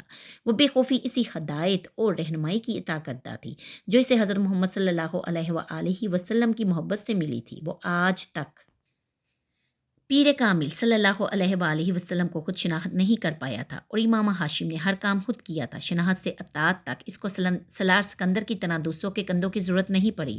سالار سکندر نے پچھلے 8 سالوں میں امامہ ہاشم کے لیے ہر جذبہ محسوس کیا تھا، حقارت، تضحیک، پچھتاوا، نفرت، محبت، سب کچھ، مگر آج وہاں بیٹھے پہلی بار اسے امامہ ہاشم سے حسد ہو رہا تھا۔ تھی کیا وہ ایک عورت، ذرا سی عورت، آسمان کی خون نہیں۔ سالار سکندر جیسے آدمی کے سامنے کیا اوقات تھی اس کی؟ کیا میرے جیسا آئی کیو تھا اس کا؟ کیا میرے جیسی کامیابیاں تھی اس کی؟ کیا میرے جیسا کام کر سکتی تھی وہ؟ کیا میرے جیسا نام کما سکتی تھی وہ؟ کچھ بھی نہیں تھی، اور وہ اس کو سب کچھ پلیٹ میں رکھ کر دے دیا، اور میں جس کا آئی کیو لیول 150+ ہے، مجھے سامنے کی چیزیں دیکھنے کے قابل نہیں رکھا۔ وہ اب آنکھوں میں نمی لیے اندھیرے میں ونڈو اسکرین سے باہر دیکھتے ہوئے بڑبڑا رہا تھا، مجھے بس اس قابل کر دیا کہ میں باہر نکلوں اور دنیا فتح کر لوں، وہ دنیا جس کی کوئی وقت ہی نہیں ہے۔ اور وہ رک گیا۔ اسے امامہ پر غصہ آ رہا تھا۔ 8 سال پہلے کا وقت ہوتا تو وہ اسے بچ کہتا، تب امامہ پر غصہ آنے پر وہ اسے یہی کہا کرتا تھا، مگر 8 سال کے بعد آج وہ زبان پر اس کے لیے گالی نہیں لا سکتا تھا۔ وہ امامہ ہاشم کے لیے کوئی برا لفظ نکالنے کی جرات نہیں کر سکتا تھا۔ صراط مستقیم پر خود سے بہت آگے کھڑی اس عورت کے لیے کون زبان سے برا لفظ نکال سکتا تھا؟ اپنے گلاسز اتار کر اس نے اپنی آنکھیں مس لی۔ اس کے انداز میں شکست خوردگی تھی۔ پیر کامل صلی اللہ علیہ وآلہ وسلم، صراط مستقیم، 8 سال لگے تھے مگر تلاش ختم ہو گئی تھی۔ جواب مل چکا تھا۔ وہ دونوں ایک ریسٹورینٹ میں بیٹھے ہوئے تھے۔ رمشا آج خاص طور پر تیار ہو کر آئی تھی۔ وہ خوش تھی اور کوئی بھی اس کے چہرے سے اس کی خوشی کا اندازہ لگا سکتا تھا۔ سالار بھی ویٹر سے مینیو کارڈ لے کر سالار نے بند کر کے ٹیبل پر رکھ دیا۔ رمشا نے حیرانگی سے اسے دیکھا۔ وہ اپنا کارڈ کھولے ہوئے تھی۔ لنچ میری طرف سے ہے مگر مینیو آپ طے کریں، سالار نے مدھم مسکراہٹ سے کہا۔ اوکے، رمشا بے اختیار مسکرائی، پھر وہ مینیو کارڈ پر نظر دوڑانے لگی اور سالار کربے جوار میں رمشا نے ویٹر کو کچھ ڈشز نوٹ کروائی۔ جب ویٹر چلا گیا تو اس نے سالار سے کہا، تمہاری طرف سے لنچ کی یہ دعوت بڑا اچھا سرپرائز ہے میرے لیے۔ پہلے تو کبھی تم نے ایسی کوئی دعوت نہیں دی، بلکہ میری دعوت بھی رد کرتے رہے۔ ہاں، لیکن اب ہم دونوں کے لیے کچھ باتیں کرنا ضروری ہو گیا ہے، مجھے اس لیے تمہیں یہاں بلانا پڑا، سالار نے کہا۔ رمشا نے گہری نظروں سے اسے دیکھا۔ کچھ باتیں؟ کون سی باتیں؟ پہلے لنچ کر لیں، اس کے بعد کریں گے، سالار نے اسے ٹالتے ہوئے کہا۔ مگر لنچ آنے اور کھانے میں کافی وقت لگے گا، کیا یہ بہتر نہیں ہے کہ وہ باتیں ہم ابھی کر لیں؟ رمشا نے قدرے بےتابی سے کہا۔ نہیں، یہ بہتر نہیں ہے، لنچ کے بعد، سالار نے مسکراتے ہوئے مگر ختمہ انداز میں کہا۔ رمشا نے اس بار اصرار نہیں کیا۔ وہ دونوں ہلکی پھلکی گفتگو کرنے لگے۔ پھر لنچ آ گیا۔ وہ دونوں لنچ کرنے میں مصروف ہو گئے۔ لنچ سے فارغ ہونے میں تقریباً پون گھنٹہ لگا۔ پھر سالار نے ویٹر سے کافی منگوا لی۔ میرا خیال ہے اب بات شروع کرنی چاہیے، رمشا نے کافی کا پہلا گھونٹ لیتے ہوئے کہا۔ سالار اب بہت سنجیدہ نظر آ رہا تھا۔ وہ سر جھکائے اپنی کافی میں چمچہ ہلا رہا تھا۔ رمشا کی بات پر اس نے سر اٹھا کر اسے دیکھا۔ میں تم سے اس کارڈ کے بارے میں بات کرنا چاہتا ہوں جو تم نے 2 دن پہلے مجھے بھیجا ہے۔ رمشا کا چہرہ قدرے سرخ ہو گیا۔ 2 دن پہلے جب وہ شام کو اپنے فلیٹ پر پہنچا تو وہاں ایک کارڈ اور بکے اس کا منتظر تھا۔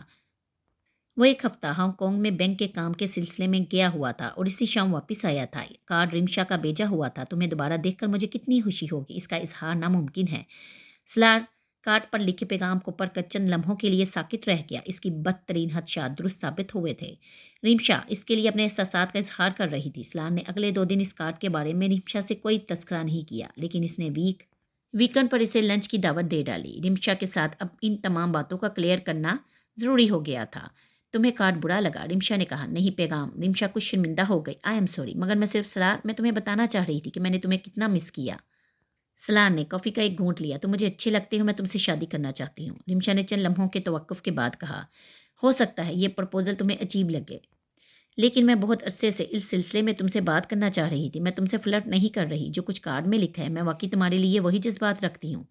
سالار نے اسے بات مکمل کرنے دی۔ اب وہ کافی کا کپ نیچے رکھ چکا تھا۔ لیکن میں تم سے شادی نہیں کرنا چاہتا۔ جب وہ خاموش ہوگی تو اس نے 2 ٹوک انداز میں کہا۔ کیوں؟ کیا اس سوال کا جواب ضروری ہے؟ سالار نے کہا۔ نہیں، ضروری نہیں ہے، مگر بتانے میں کیا حرج ہے؟ تم مجھ سے شادی کیوں کرنا چاہتی ہو؟ سالار نے جواباً پوچھا۔ کیونکہ تم مختلف ہو۔ سالار ایک گہری سانس لے کر رہ گیا۔ عام مردوں جیسے نہیں ہو، وقار ہے تم میں، کلچرڈ اور گرومڈ ہو۔ میں ایسا نہیں ہوں، ثابت کرو۔ رمشا نے اسے جیسے چیلنج کیا۔ کر سکتا ہوں مگر نہیں کروں گا۔ اس نے کافی کا کپ دوبارہ اٹھاتے ہوئے کہا، ہر مرد سلار سکندر سے بہتر ہے۔ کس لحاظ سے؟ ہر لحاظ سے۔ میں نہیں مانتی۔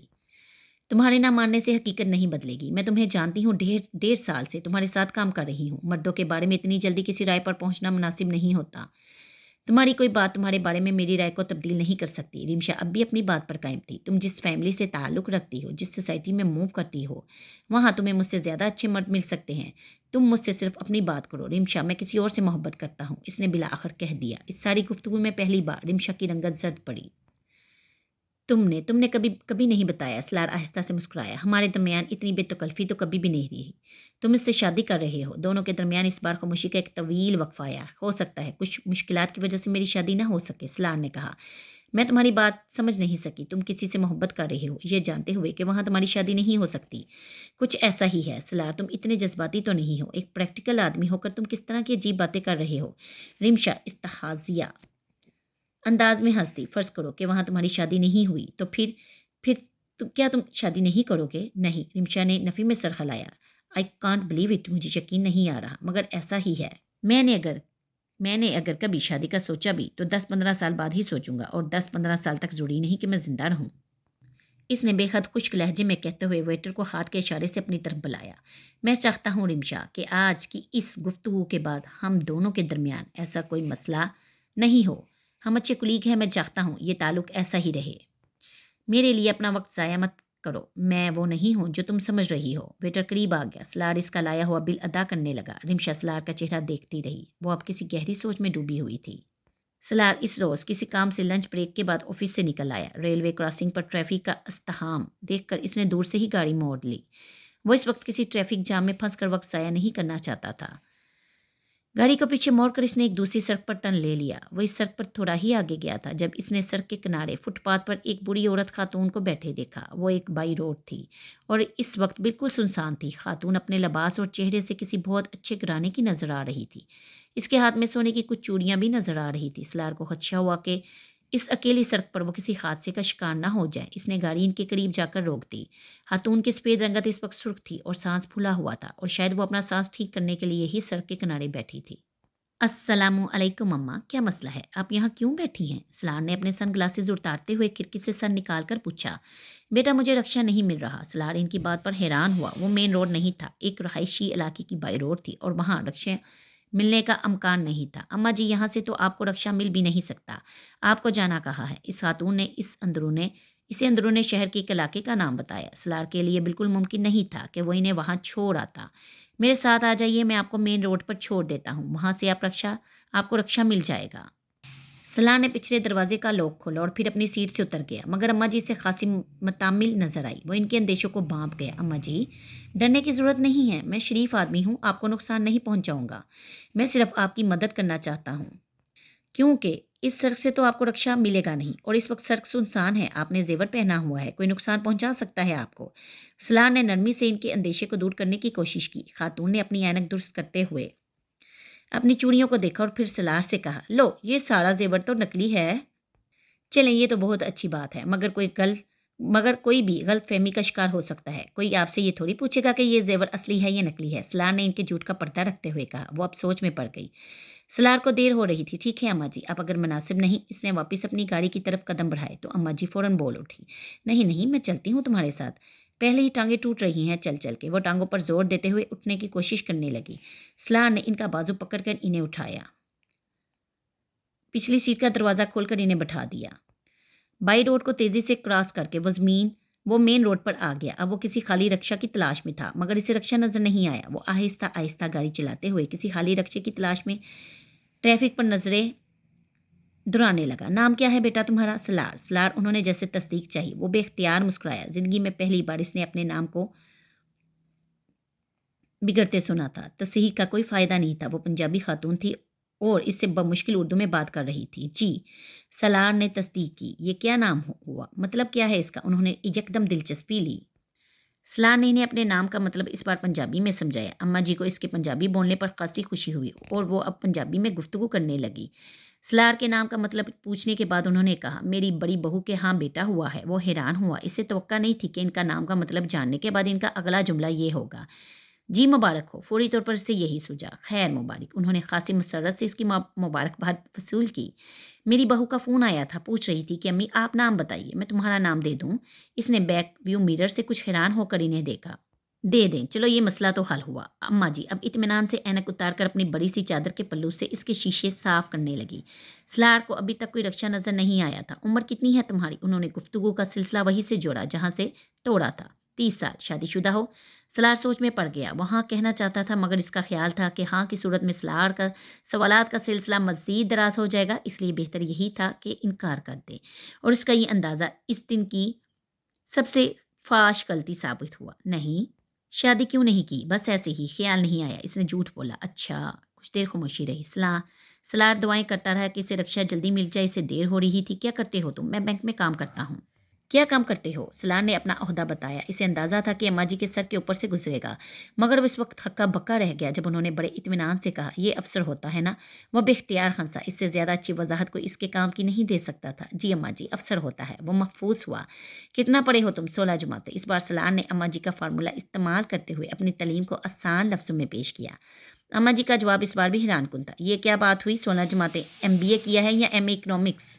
سلار نے بے اختیار پلٹ کر اماں جی کا دیکھا۔ وہ اپنی اینک کے شیشوں سے اسے گور رہی تھی۔ اماں جی آپ کو پتا ہے MBA کیا ہوتا ہے یا MA اکنامکس کیا ہوتا ہے؟ وہ واقعی حیران تھا۔ لو، مجھے نہیں پتا ہوگا۔ میرے بڑے بیٹے نے پہلے MA اکنامکس کیا، ادھر پاکستان سے، پھر انگلینڈ جا کر اس نے MBA کیا۔ وہ بھی بینک میں ہی کام کرتا ہے، مگر ادھر انگلینڈ میں اسی کا تو بیٹا ہوا ہے۔ سلار نے ایک گہرا سانس لیتے ہوئے گردن موڑ لی۔ تو پھر تم نے بتایا نہیں کیا؟ سلار کو فوری طور پر یاد نہیں آیا کہ انہوں نے کیا پوچھا تھا۔ اپنی تعلیم کے بارے میں نے MBA کیا ہے۔ کہاں سے؟ امریکہ سے۔ اچھا۔ ماں باپ ہیں تمہارے؟ جی۔ کتنے بہن بھائی ہو؟ سوالات کا سلسلہ دراز ہوتا جا رہا تھا۔ 5۔ سلار کو کوئی جائے فرار نظر نہیں آ رہی تھی۔ کتنی بہنیں اور کتنے بھائی؟ 1 بہن اور 4 بھائی۔ شادیاں کتنیوں کی ہوئی ہیں؟ میرے علاوہ سب کی۔ تم سب سے چھوٹے ہو؟ نہیں، چوتھے نمبر پر ہوں۔ 1 بھائی چھوٹا ہے۔ سلار کو اب پہلی بار اپنے سوشل ورک پر پچھتاوا ہونے لگا۔ اس کی بھی شادی ہو گئی؟ جی۔ تو پھر تم نے شادی کیوں نہیں کی؟ کوئی محبت کا چکر تو نہیں ہے؟ اس بار سلار کے پیروں کے نیچے سے حقیقت میں زمین کھسک گئی۔ وہ ان کی قیافہ شناسی کا قائل ہونے لگا۔ اماں جی رکشا نہیں مل رہا، آپ مجھے ایڈریس بتا دیں، میں آپ کو خود چھوڑ آتا ہوں۔ سلار نے ان کے سوال کا جواب گول کر دیا۔ دیر تو اس سے پہلے ہی ہو چکی تھی اور رکشے کا ابھی بھی کہیں نام و نشان تک نہیں تھا۔ وہ اس بری عورت کو کہیں سڑک پر بھی کھڑا نہیں کر سکتا تھا۔ اماں جی نے اسے پتہ بتایا۔ سلار کی سمجھ میں نہیں آیا۔ ایک چونک میں کھڑے ٹریفک کانسٹیبل سے اس نے وہ پتہ دہرا کر مدد کرنے کے لیے کہا۔ کانسٹیبل نے اسے علاقے کا رستہ سمجھایا۔ سلار نے دوبارہ گاڑی چلانا شروع کی۔ پھر تو تم نے مجھے بتایا نہیں کہ کہیں محبت کا چکر تو نہیں تھا؟ سلار کا دل چاہا وہ کہیں ڈوب کر مر جائے۔ وہ خاتون ابھی تک اپنا سوال نہیں بھولی تھی، جبکہ وہ صرف اس سوال کے جواب سے بچنے کے لیے انہیں گھر چھوڑنے پر تیار ہوا تھا۔ نہیں اماں جی، ایسی کوئی بات نہیں۔ اس بار اس نے سنجیدگی سے کہا۔ الحمدللہ۔ وہ اماں جی کی اس الحمدللہ کا سیاق و سباق سمجھ نہیں پایا اور اس نے اس کا تردد بھی نہیں کیا۔ اماں جی اب اس کے ماں باپ کے بارے میں کریت کر معلومات حاصل کرنے کی کوشش فرما رہی تھی۔ سلار واقعی مصیبت میں پھنس گیا تھا۔ سب سے بڑی گڑبڑ اس وقت ہوئی جب وہ اماں جی کے بتائے ہوئے علاقے میں پہنچا اور اس نے اماں جی سے مطلوبہ گلی کی طرف رہنمائی کرنے کی درخواست فرمائی اور اماں جی نے کمال اطمینان سے کہا، اب یہ تو مجھے پتا ہے کہ اس علاقے میں گھر ہے، مگر پتہ مجھے معلوم نہیں۔ وہ بونچکا رہ گیا۔ اماں جی تو گھر کیسے پہنچاؤں میں آپ کو؟ پتے کے بغیر اس علاقے میں آپ کو کہاں ڈراپ کروں؟ وہ اپنے گھر پر لکھا پتہ اور نام بتانے لگی۔ وہ اپنے گھر پر لکھا نمبر اور نام بتانے لگی۔ نہیں اماں جی، آپ مجھے گلی کا نام بتائیے۔ وہ گلی کے نام کی بجائے نشانیاں بتانے لگی۔ حلوائی کی ایک دکان ہے گلی کے کونے میں، بہت کھلی گلی ہے۔ پرویز صاحب کا گھر بھی ہے جن کے بیٹے نے جرمنی میں شادی کی ہے۔ پچھلے ہفتے پہلی بیوی اس کی ادھر ہی ہے، ہمارے محلے میں۔ شادی کی اطلاع ملنے پر وہ بیچاری نے رو رو کر سارا محلہ سر پر اٹھا لیا۔ وہ نشانیاں بتاتے بتاتے کہیں اور نکل گئی۔ سلار نے سڑک کے کنارے گاڑی کھڑی کر دی۔ اماں جی آپ کے شوہر کا کیا نام ہے؟ گھر کے بارے میں اور گلی کے بارے میں کچھ تفصیل سے بتائیے، اس طرح تو میں کبھی آپ کو گھر نہیں پہنچا سکوں گا۔ اس نے تحمل سے کام لیتے ہوئے کہا۔ میں سعدیہ اماں کے نام سے جانی جاتی ہوں۔ میاں بیچارے تو 10 سال پہلے فوت ہو گئے، ان کو تو لوگ بھول بھال گئے، اور گلی کا میں تو تمہیں بتا رہی ہوں، بہت بڑی گلی ہے، بہت بڑی گلی ہے۔ 3 دن پہلے گٹر کے 2 ڈھکن کر گئے ہیں، بالکل لیں سیمٹ سے جوڑ کر گئے ہیں، ہر ماہ کوئی نہ کوئی اتار کر لے جاتا تھا، اب بے فکری ہو گئی ہے۔ صلاح نے بے اختیار گہرا سانس لیا۔ اماں جی، میں یہ کہہ کر لوگوں سے آپ کی گلی کا پوچھوں کہ گٹر کے دو نے ڈھکنوں والی گلی، وہاں کے کسی ایسے شخص کا نام بتائیے جسے لوگ جانتے ہوں، جو قدرے معروف ہو۔ وہ مرتضیٰ صاحب ہیں جن کے بیٹے مظفر کی ٹانگ ٹوٹ گئی تھی کل صبح۔ اماں جی، یہ کوئی تعارف نہیں ہوتا، وہ اس کی بات پر برا مان گئی۔ لو بلا، اب کیا ہر گھر میں ٹانگ ٹوٹتی ہے کسی نہ کسی کی؟ سلار چپ چاپ گاڑی سے اتر گیا۔ آس پاس کی دکانوں سے اس نے اماں سعیدہ کے بتائے ہوئے کوائف کے مطابق گلی تلاش کرنا شروع کی، مگر جلد ہی اسے پتہ چل گیا کہ ان نشانیوں کے ساتھ وہ کم از کم آج کی تاریخ میں گھر نہیں ڈھونڈ سکتا۔ وہ مایوس ہو کر واپس لوٹا۔ اماں جی، گھر میں فون ہے آپ کے؟ گاڑی کے اندر گھستے ہی اس نے پوچھا۔ ہاں ہے۔ سلار نے سکون کا سانس لیا۔ اس کا نمبر بتائیے مجھے، سلار نے اپنا موبائل نکالتے ہوئے کہا۔ نمبر کا تو مجھے یاد نہیں، نمبر کا تو مجھے نہیں پتا۔ وہ ایک بار پھر دھک سے رہ گیا۔ فون نمبر بھی نہیں پتا؟ اس نے شدید صدمے کے عالم میں کہا۔ بیٹا، میں نے کون سا کبھی فون کیا ہے؟ میرے بیٹے خود کر لیتے ہیں، رشتہ دار بھی خود کر لیتے ہیں، یا ضرورت ہو تو بیٹی فون ملا دیتی ہے۔ ادھر ماڈل ٹاؤن میں کس کے پاس گئی تھی؟ سلار کو یک دم خیال آیا، ادھر کچھ رشتہ دار ہیں، میرے پوتے کی مٹھیائی دینے گئی تھی۔ انہوں نے فخریہ بتایا۔ سلار نے سکون کا سانس لیتے ہوئے گاڑی سٹارٹ کی۔ ٹھیک ہے، ادھر ہی چلتے ہیں، وہاں کا پتہ بتائیے۔ پتہ تو مجھے نہیں پتا۔ سلار اس بار صدمے سے کچھ دیر کے لیے بول نہ سکا۔ تو پھر گئی کیسے تھی آپ؟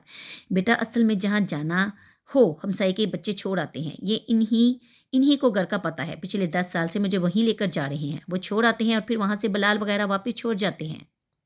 اصل میں یہ بلال وغیرہ بھی پہلے ہمارے محلے میں ہی رہتے تھے، یہیں کوئی 10-12 سال پہلے ادھر گئے ہیں، اس لیے میرے پورے محلے کو ان کے گھر کا پتہ ہے۔ سلار نے کچھ نہیں کہا۔ اسے اب بھی امید تھی کہ جہاں سے اس نے ان خاتون کو پک کیا ہے، بلال وغیرہ کا گھر وہیں کہیں ہوگا۔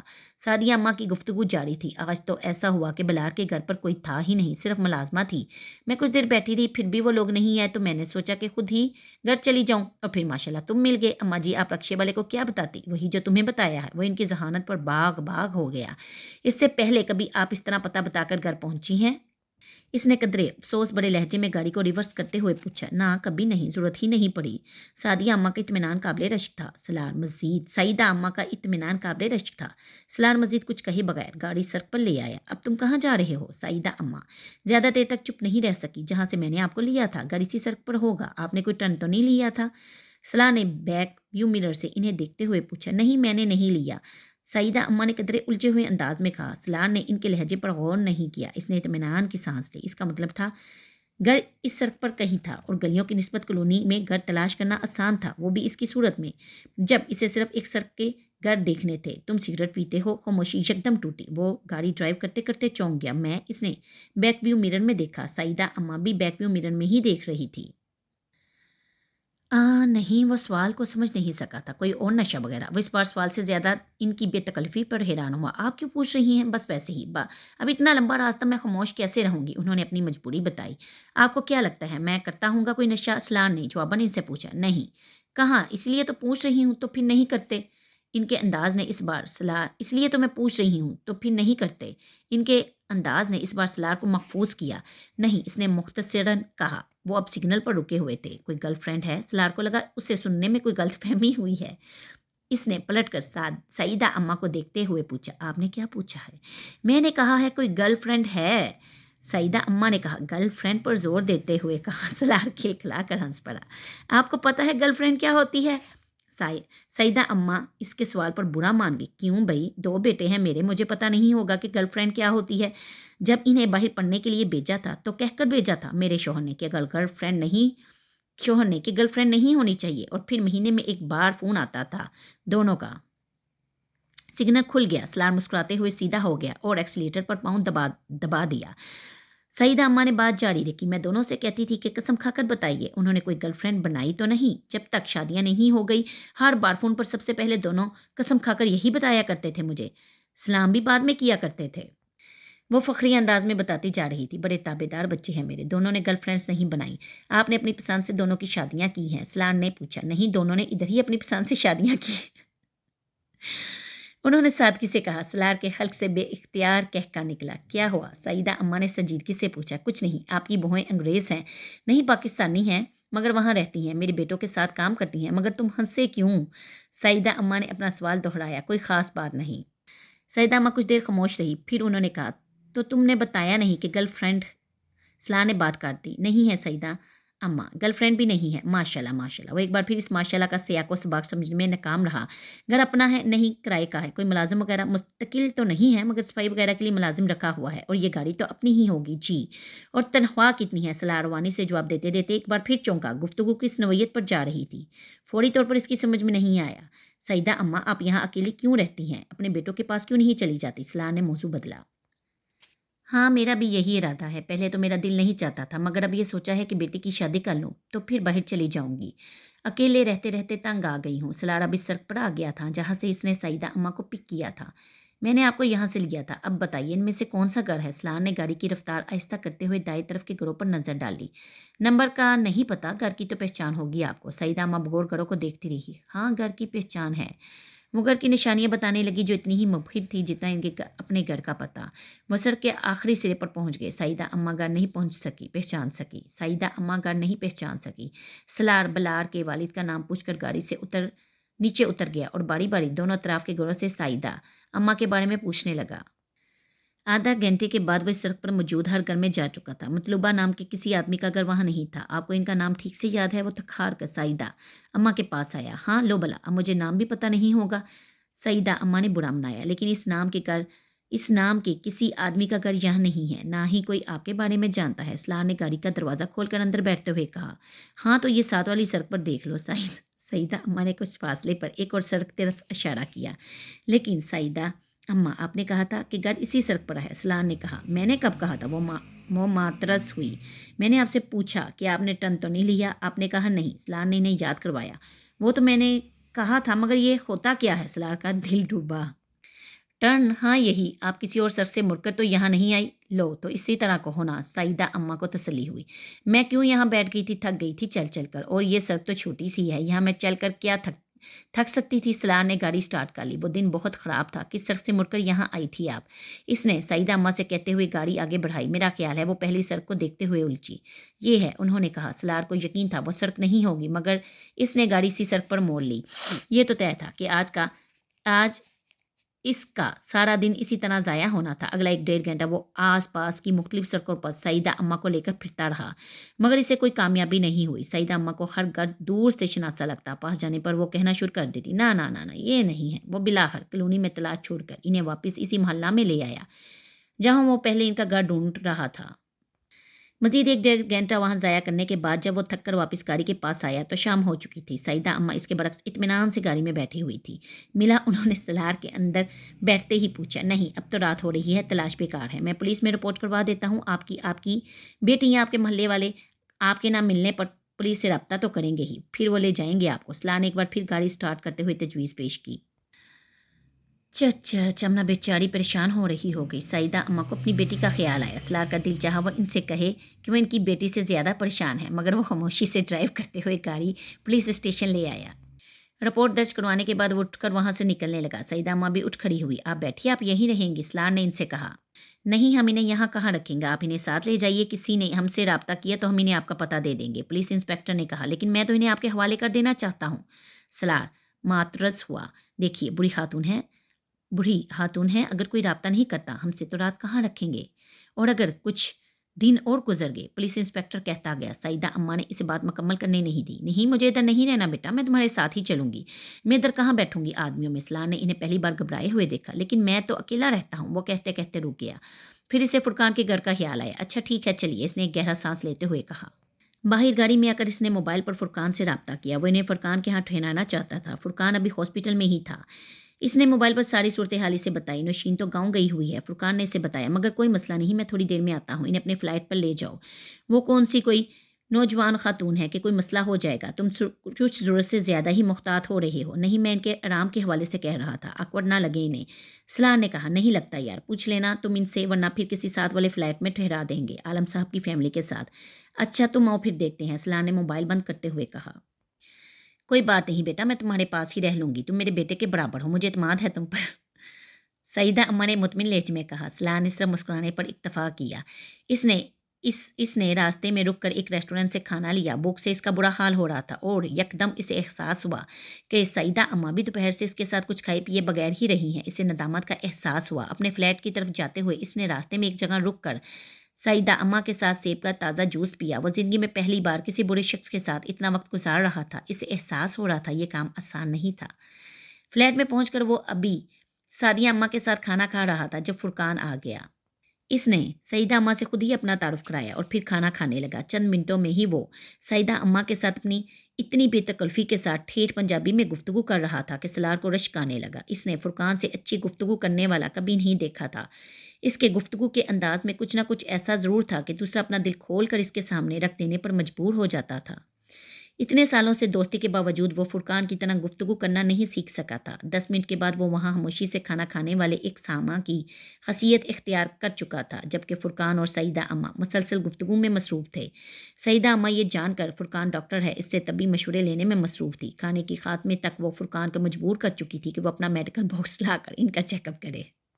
فرقان نے انہیں یہ نہیں بتایا کہ وہ انکولوجسٹ ہے۔ وہ بڑی تحمل مزاجی سے اپنا بیگ لے آیا۔ اس نے سعیدہ اماں کا بلڈ پریشر چیک کیا، پھر اسٹیتھوسکوپ سے ان کے دل کی رفتار کو ماپا اور آخر میں نبض چیک کرنے کے بعد انہیں یقین دلایا کہ وہ بے حد تندرست حالت میں ہیں اور بلڈ پریشر یا دل کی کوئی بیماری انہیں نہیں ہے۔ سعیدہ اماں یکدم بے حد خشاش بشاش نظر آنے لگی۔ سلار ان کے درمیان ہونے والی گفتگو سنتے ہوئے کچن میں برتن دھوتا رہا۔ وہ دونوں لاؤنج کے صوفے پر بیٹھے ہوئے تھے۔ پھر اسی دوران اس نے فون کی گھنٹی سنی۔ فرقان نے فون اٹھایا تھا۔ دوسری طرف ڈاکٹر سبت علی تھے۔ سلام دعا کے بعد انہوں نے کہا، سلار نے پولیس اسٹیشن پر کسی سعیدہ نام کی خاتون کے بارے میں اطلاع دی تھی۔ فرقان حیران ہوا۔ جی وہ یہی ہے ہمارے پاس، اللہ کا شکر ہے، ڈاکٹر سبت علی نے بے اختیار کہا۔ ہاں وہ میری عزیزہ ہیں، ہم انہیں تلاش کر رہے تھے۔ چند گھنٹوں سے پولیس سے رابطہ کیا تو سلار کا نام اور نمبر دے دیا انہوں نے۔ فرقان نے انہیں سعیدہ اماں کے بارے میں بتایا، پھر سعیدہ اماں کی بات فون پر ان سے کروائی۔ سلار بھی باہر لاؤنج میں آ گیا۔ سعیدہ اماں فون پر گفتگو میں مصروف تھی۔ ڈاکٹر صاحب کی عزیزہ ہیں یہ، فرقان نے دھیمی آواز میں اس کے قریب آ کر کہا۔ ڈاکٹر سبت علی صاحب کی؟ سلار حیران ہوا۔ ہاں ان کی۔ سلار نے بے اختیار اطمینان بڑا سانس لیا۔ بھائی صاحب کہہ رہے ہیں تم سے بات کروانے کو، سعیدہ اماں نے فرقان سے کہا۔ فرقان تیزی سے ان کی طرف بڑھا، ریسیور لے کر کاغذ پر کچھ نوٹ کرنے لگا۔ ڈاکٹر سبت علی سے ایڈریس لکھوا رہے تھے۔ سعیدہ اماں نے قدرے حیرانگی سے لاؤنج کے دروازے پر کھڑے سلار کو دیکھا۔ تم کیا کر رہے ہو؟ ان کی نظریں سلار کے ایپرن پر جمی تھی۔ وہ کچھ شرمندہ ہو گیا۔ میں برتن دھو رہا تھا۔ سلار واپس کچن میں آیا اور اس نے ایپرن اتار دیا۔ ویسے بھی برتن وہ تقریباً دھو چکا تھا۔ سلار آؤ پھر انہیں چھوڑ آتے ہیں۔ اس نے اپنے عقب میں فرقان کی آواز آئی، یہ کام بعد میں کر لینا، تم گاڑی کی چابی لو، میں ہاتھ دھو کر آتا ہوں، سلار نے کہا۔ اگلے 10 منٹ میں وہ نیچے سلار کی گاڑی میں تھے۔ فرقان اگلی سیٹ پر تھا اور اس کے باوجود پچھلی سیٹ پر بیٹھی سعیدہ اماں سے گفتگو میں مصروف تھا۔ ساتھ ساتھ وہ سلار کو راستے کے بارے میں ہدایت بھی دیتا جا رہا تھا۔ بہت تیز رفتاری سے ڈرائیونگ کرتے ہوئے وہ 20 منٹ میں مطلوبہ محلے اور گلی میں تھے۔ بڑی گلی میں گاڑی کھڑی کرنے کے بعد وہ دونوں انہیں گلی میں ان کے گھر تک چھوڑنے گئے۔ سعیدہ اماں کو اب رہنمائی کی ضرورت نہیں تھی، وہ اپنی گلی کو پہچانتی تھی۔ وہ فخریہ انداز میں کچھ جتاتے ہوئے سلار کو بتاتی گئی، حلوائی کی دکان، گٹر کے سیمنٹ والے ڈھکن، پرویز صاحب کا گھر۔ جی سلار مسکراتے ہوئے سر ہلاتا رہا۔ اس نے ان کو یہ نہیں بتایا کہ ان کی بتائی ہوئی ساری نشانیاں صحیح تھیں، صرف وہ اسے ایک غلط علاقے میں لے گئی تھی۔ آمنہ بیچاری پریشان ہو رہی ہوگی۔ انہوں نے سرخ اینٹ کی بنی ہوئی ایک حویلی نما 2 منزلہ مکان کے سامنے رکتے ہوئے 275 دفعہ کہا۔ فرقان نے آگے بڑھ کر بیل بجائی۔ سلار قدر استائشی انداز میں حویلی پر نظریں دوڑاتا رہا۔ وہ یقیناً کافی پرانی حویلی تھی، مگر مسلسل دیکھ بھال کی وجہ سے وہ اس گلی میں سب سے باوقار لگ رہی تھی۔ تم لوگوں کو میں نے چائے پیے بغیر جانے نہیں دینا، سعیدہ اماں نے کہا۔ میری وجہ سے تم لوگوں کو بہت پریشانی ہوئی، خاص طور پر سلار کو، بچہ مجھے سارا دن لیے پھرتا رہا۔ سعیدہ اماں نے سلار کے کندھے پر ہاتھ پھیرتے ہوئے کہا، کوئی بات نہیں سعیدہ اماں، چائے ہم پھر کبھی پئیں گے، آج ہمیں دیر ہو رہی ہے۔ ہاں سعیدہ اماں، آج چائے نہیں پئیں گے، کبھی آ کر آپ کے پاس کھانا کھائیں گے، فرقان نے بھی جلدی سے کہا۔ دیکھ لینا ایسا نہ ہو کہ یاد ہی نہ رہے تمہیں۔ لیں بلا، کھانا کیسے بھولیں گے ہم، وہ جو آپ پالک گوشت کی ترکیب بتا رہی تھی وہی بنا کر کھلائیے گا، فرقان نے کہا۔ اندر سے قدموں کی آواز آ رہی تھی۔ سعیدہ اماں کی بیٹی دروازہ کھولنے آ رہی تھی اور اس نے دروازے سے کچھ فاصلے پر ہی سعیدہ اماں اور فرقان کی آوازیں سن لی تھی، اس لیے اس نے کچھ بھی پوچھے بغیر دروازے کا بورڈ اندر سے اتارتے ہوئے دروازہ تھوڑا سا کھول دیا۔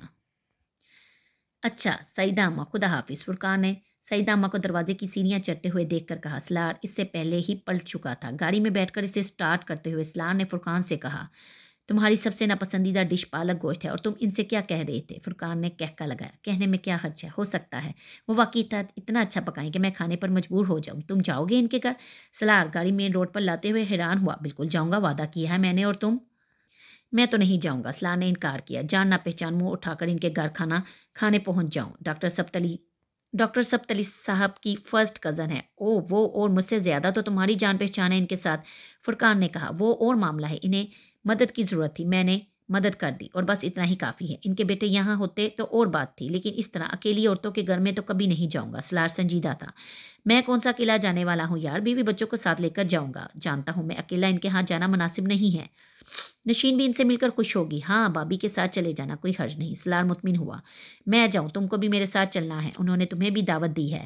میں تو نہیں جاؤں گا، میرے پاس اتنا وقت نہیں ہے، تم ہو آنا کافی ہے، سلار نے لاپرواہی سے کہا۔ تم ان کے خاص مہمان ہو، تمہارے بغیر تو سب کچھ پھیکا رہے گا۔ سلار کو اس کا لہجہ کچھ عجیب سا لگا۔ اس نے گردن موڑ کر فرقان کو دیکھا، وہ مسکرا رہا تھا۔ کیا مطلب؟ میرا خیال ہے انہیں تم داماد کے طور پر پسند آ گئے ہو۔ فضول باتیں مت کیا کرو، سلار نے اسے ناراضگی سے دیکھا۔ اچھا دیکھ لینا، پرپوزر آئے گا تمہارا اس گھر سے۔ سعیدہ اماں کو تم ہر طرح سے اچھے لگے ہو، ہر بات اچھی ہے۔ انہوں نے مجھ سے تمہارے بارے میں یہ بھی کہ تمہارا شادی کا کوئی ارادہ ہے کہ نہیں، اور ہے تو کب تک کرنے کا ارادہ ہے؟ میں نے کہا جیسے ہی کوئی اچھا پرپوزل ملا وہ فوراً کر لے گا۔ پھر وہ اپنی بیٹی کے بارے میں بتانے لگی۔ اب جتنی تعریفیں وہ اپنی بیٹی کی کر رہی تھی، اگر ہم اس میں سے 50% بھی سچ سمجھ لیں تو بھی وہ لڑکی کیا نام لے رہی تھی؟ ہاں آمنہ تمہارے لیے بہترین ہوگی، شرم آنی چاہیے تمہیں، ڈاکٹر سبت علی صاحب کی رشتہ دار ہیں وہ، اور تم ان کے بارے میں فضول باتیں کر رہے ہو۔ سلار نے اسے جھٹکا۔ فرقان سنجیدہ ہو گیا۔ میں کوئی غلط بات نہیں کر رہا ہوں، تمہارے لیے تو یہ اعزاز کی بات ہونی چاہیے کہ تمہاری شادی ڈاکٹر سبت علی صاحب کے خاندان میں ہو۔ جسٹ اسٹاپ اٹ فرقان، یہ مسئلہ کافی ڈسکس ہو گیا ہے، اب ختم کرو، سلار نے سختی سے کہا۔ چلو ٹھیک ہے، ختم کرتے ہیں، پھر کبھی بات کریں گے، فرقان نے اطمینان سے کہا۔ سلار نے گردن موڑ کر چپتی ہوئی نظروں سے اسے دیکھا۔ ڈرائیونگ کر رہے ہو، سڑک پر دھیان رکھو، فرقان نے اس کا کندھا تھپ تھپایا۔ سلار کچھ ناراضگی کے عالم میں سڑک کی طرف متوجہ ہو گیا۔ سعیدہ اماں کے ساتھ ان کا رابطہ وہیں ختم نہیں ہوا۔ کچھ دنوں کے بعد وہ ایک شام ڈاکٹر سبت علی کے ہاں تھے، جب انہوں نے اپنے لیکچر کے دوران ان دونوں کو روک لیا۔ سعیدہ آپا آپ لوگوں سے ملنا چاہتی ہیں، مجھ سے کہہ رہی تھی میں آپ لوگوں کے ہاں انہیں لے جاؤں۔ میں نے ان کو بتایا کہ شام کو وہ لوگ میری طرف آئیں گے، آپ یہیں مل لیں۔ آپ لوگوں نے شاید کوئی وعدہ کیا تھا ان کے ہاں جانے کا، مگر گئے نہیں۔ فرقان نے معنی خیز نظروں سے سلار کو دیکھا، وہ نظریں چرا گیا۔ نہیں، ہم لوگ سوچ رہے تھے مگر کچھ مصروفیت تھی اس لیے نہیں جا پائے، فرقان نے جواباً کہا۔ وہ دونوں ڈاکٹر سبت علی کے ساتھ ان کے ڈرائنگ روم میں چلے آئے، جہاں کچھ دیر بعد سعیدہ اماں بھی آ گئی، اور آتے ہی ان کی شکایات اور ناراضگی کا سلسلہ شروع ہو گیا۔ فرقان انہیں مطمئن کرنے میں مصروف رہا، جبکہ سلار خاموشی سے بیٹھا رہا۔ اگلے ویکنڈ پر فرقان نے سلار کو سعیدہ اماں کی طرف جانے کا پروگرام کے بارے میں بتایا۔ سلار کو اسلام آباد اور پھر وہاں سے گاؤں جانا تھا، اس لیے اس نے اپنی مصروفیت بتا کر سعیدہ اماں سے معذرت کر لی۔ ویکنڈ گزارنے کے بعد لاہور واپسی پر فرقان نے اسے سعیدہ اماں کے ہاں گزارے جانے والے وقت کے بارے میں بتایا۔ وہ اپنی فیملی کے ساتھ وہاں گیا تھا۔ سلار میں سعیدہ اماں کی بیٹی سے بھی ملا تھا، فرقان نے بات کرتے کرتے اچانک کہا۔ بہت اچھی لڑکی ہے، سعیدہ اماں کے برعکس خاصی خاموش طبع ہے، بالکل تمہاری طرح، تم دونوں کی بڑی اچھی زندگی گزرے گی، نشین کو بھی بہت اچھی لگی ہے۔ فرقان تم صرف دعوت تک ہی رہو تو بہتر ہے، سلار نے اسے ٹوکا۔ میں بہت سیریس ہوں سلار، فرقان نے کہا۔ میں بھی سیریس ہوں، سلار نے اسی انداز میں کہا۔ تمہیں پتہ ہے فرقان، تم جتنا شادی پر اصرار کرتے ہو میرا شادی سے اتنا ہی دل اٹھ جاتا ہے، اور یہ سب تمہاری ان باتوں کی وجہ سے ہے۔ سلار نے صوفے کی پشت سے ٹیک لگاتے ہوئے کہا۔ میری باتوں کی وجہ سے نہیں، تم صاف صاف یہ کیوں نہیں کہتے کہ تم امامہ کی وجہ سے شادی نہیں کرنا چاہتے؟ فرقان یکدم سنجیدہ ہو گیا۔ اوکے، صاف صاف کہہ دیتا ہوں، میں امامہ کی وجہ سے شادی کرنا نہیں چاہتا۔ پھر سلار نے سرد مہری سے کہا۔ یہ ایک بچگانہ سوچ ہے، فرقان اسے دیکھتے ہوئے بولا۔ اوکے فائن، بچگانہ سوچ ہے، پھر سلار نے کندھے جھٹکتے ہوئے کہا۔ Then you should get rid of it, تو تب تمہیں اس سے چھٹکارا حاصل کرنا چاہیے، فرقان نے نرمی سے کہا۔ I don't want to get rid of it, so میں اسے چھٹکارا نہیں حاصل کرنا چاہتا، پھر سلار نے ترکی بدترکی کہا۔ فرقان کچھ دیر لاجواب ہو کر اسے دیکھتا رہا۔ میرے سامنے دوبارہ تم سعیدہ اماں کی بیٹی کی بات مت کرنا، اور اگر تم سے وہ اس بارے میں بات کریں بھی تو صاف صاف کہہ دینا کہ مجھے شادی نہیں کرنی، میں شادی شدہ ہوں۔ اوکے، نہیں کروں گا اس بارے میں تم سے بات، غصے میں آنے کی ضرورت نہیں ہے، فرقان نے دونوں ہاتھ اٹھاتے ہوئے صلح جوئی سے کہا۔ مجھے تم سے کچھ ضروری باتیں کرنی ہیں، اس لیے تمہیں بلوایا ہے۔ سکندر نے مسکراتے ہوئے سلار کو بیٹھنے کا اشارہ کیا۔ وہ طیبہ کے ساتھ اس وقت لاؤنج میں بیٹھے ہوئے تھے۔ سلار ان کے فون کرنے پر اس ویکنڈ اسلام آباد آیا ہوا تھا۔ سکندر عثمان نے قدر استائشی نظروں سے اپنے تیسرے بیٹے کو دیکھا۔ وہ کچھ دیر پہلے ان کے ساتھ کھانا کھانے کے بعد اب کپڑے تبدیل کر کے ان کے پاس آیا تھا۔ سفید شلوار قمیض اور گھر میں پہنی جانے والی سیاہ چپل میں وہ اپنے عام سے خلیے کے باوجود بہت باوقار لگ رہا تھا۔ شاید یہ اس کے چہرے کی سنجیدگی تھی، یا پھر شاید وہ آج پہلی بار کئی سالوں کے بعد اسے غور سے دیکھ رہے تھے۔ وہ اعتراف کر رہے تھے کہ اس کی شخصیت میں بہت ٹھہراؤ اور وقار آ گیا ہے۔ انہوں نے کبھی نہیں سوچا تھا کہ سلار کی وجہ سے انہیں اپنے سوشل سرکل میں اہمیت اور عزت ملے گی۔ وہ جانتے تھے بہت جگہوں پر اب ان کا تعارف سلار سکندر کے حوالے سے ہوتا تھا، اور انہیں اس بات پر خوشگوار حیرت ہوتی تھی۔ اس نے اپنی پوری ٹین ایج میں انہیں بری طرح خوار اور پریشان کیا تھا، اور ایک وقت تھا جب انہیں اپنے اس بیٹے کے مستقبل جب انہیں اپنے اس بیٹے کا مستقبل سب سے طریق لگتا تھا۔ اپنی تمام غیر معمولی صلاحیت اور قابلیت کے باوجود مگر ان کے اندازے اور خدشات صحیح ثابت نہیں ہوئے تھے۔ طیبہ نے خشک میوے کی پلیٹ سلار کی طرف بڑھائی۔ سلار نے چند کاجو اٹھا لیے۔ میں تمہاری شادی کے بارے میں بات کرنا چاہتا ہوں۔ کاجو منہ میں ڈالتے ہوئے وہ ایک دم رک گیا۔ اس کے چہرے کی مسکراہٹ غائب ہو گئی۔ سکندر، عثمان اور طیبہ بہت خوشگوار موڈ میں تھے۔ اب تمہیں شادی کر ہی لینی چاہیے سلار، سکندر نے کہا۔ سلار نے غیر مخصوص انداز میں ہاتھ میں پکڑے ہوئے کاجو دوبارہ خشک میوے کی پلیٹ میں رکھ دیے۔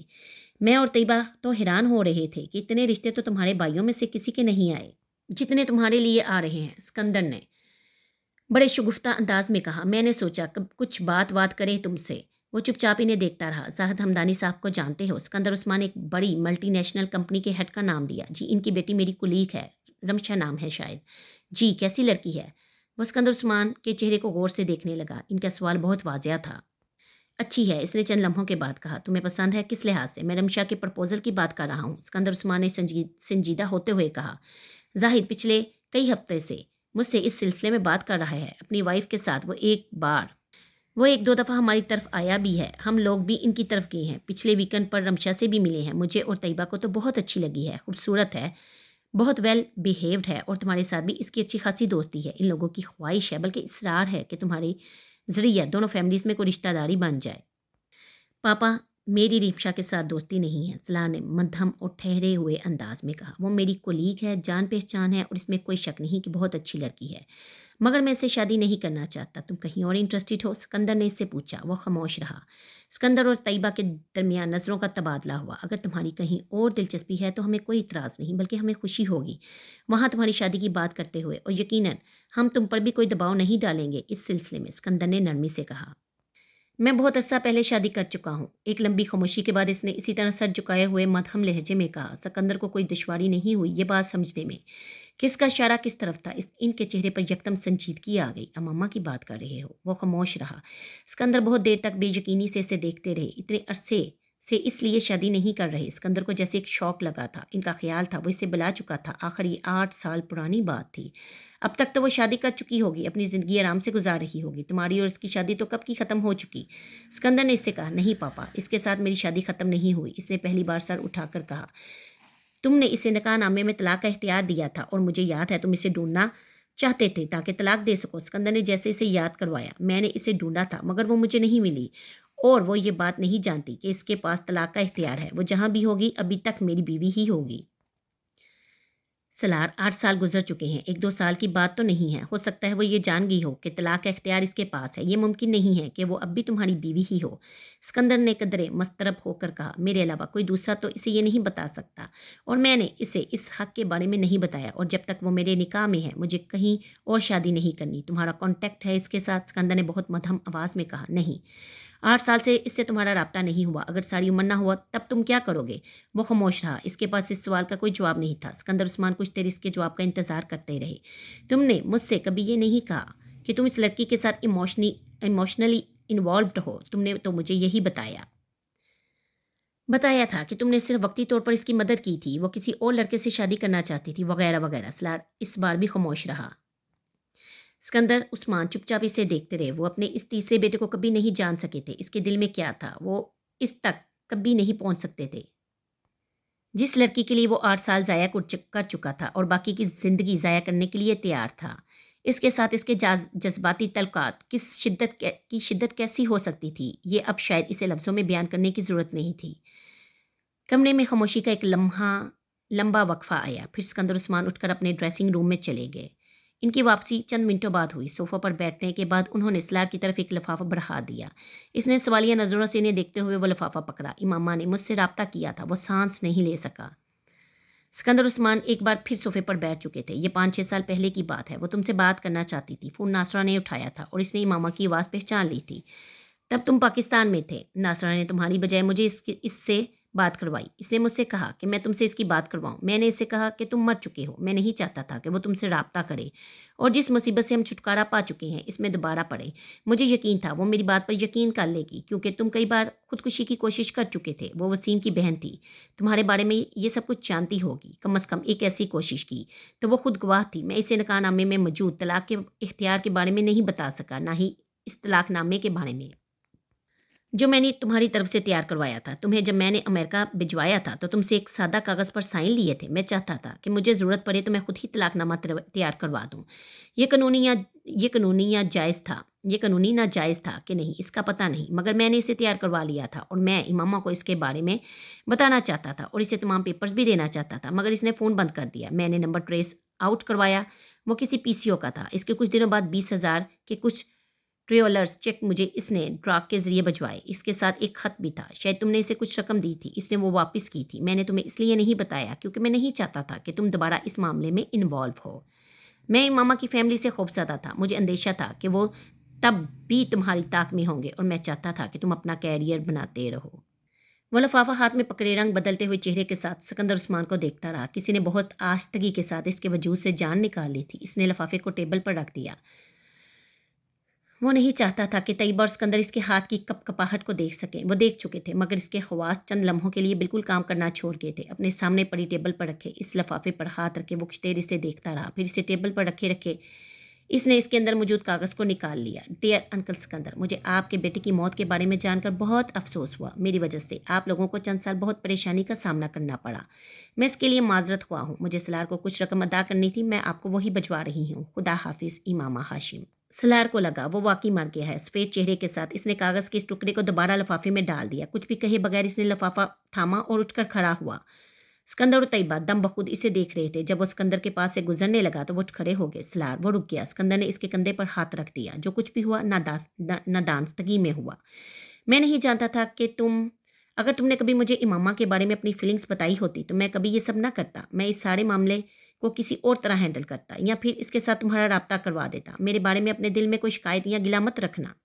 सलार ने सर नहीं उठाया, इनसे नज़र नहीं मिलाई, मगर सर को हल्की सी जम्बश थी। इसे इनसे कोई शिकवा नहीं था। सिकंदर ने इसके कंधे से हाथ हटा लिया। वो तेज़ी से कमरे से निकल गया। सिकंदर चाहते थे वो वहाँ से चला जाए। उन्होंने इसके होंठों को किसी बच्चे की तरह कपकपाते देखा था। वो बार बार इन्हें बीज कर खुद पर काबू पाने की कोशिश कर रहा था। चंद मिनट और वहाँ रहता तो शायद फूट फूट कर रोने लगता। सिकंदर अपने पछतावे में मजीद इजाफा नहीं चाहते थे। तैयबा ने इस सारी गुफ्तगू में कोई मदाखलत नहीं की, मगर सलार के बाहर जाने के बाद उन्होंने सिकंदर की दिलदही करने की कोशिश की। परेशान होने की ज़रूरत नहीं है, आपने जो कुछ किया इसकी बेहतरी के लिए किया। वो समझ जाएगा। वो सिकंदर के चेहरे से इनकी जहनी कैफियत का अंदाज़ा लगा सकती थी। सिकंदर एक सिगरेट सुलगाते हुए कमरे में चक्कर लगा रहे थे। ये मेरी ज़िंदगी की सबसे बड़ी गलती थी। मुझे सलार से पूछे बगैर या इसको बताए बगैर ये सब कुछ नहीं करना चाहिए था। मुझे इमामा से इस तरह का झूठ भी नहीं बोलना चाहिए था। मुझे वो बात अधूरी छोड़कर तासुफ़ आमेज़ अंदाज में एक हाथ को मुट्ठी की सूरत में भींचे हुए खड़ी खिड़की में जाकर खड़े हो गए।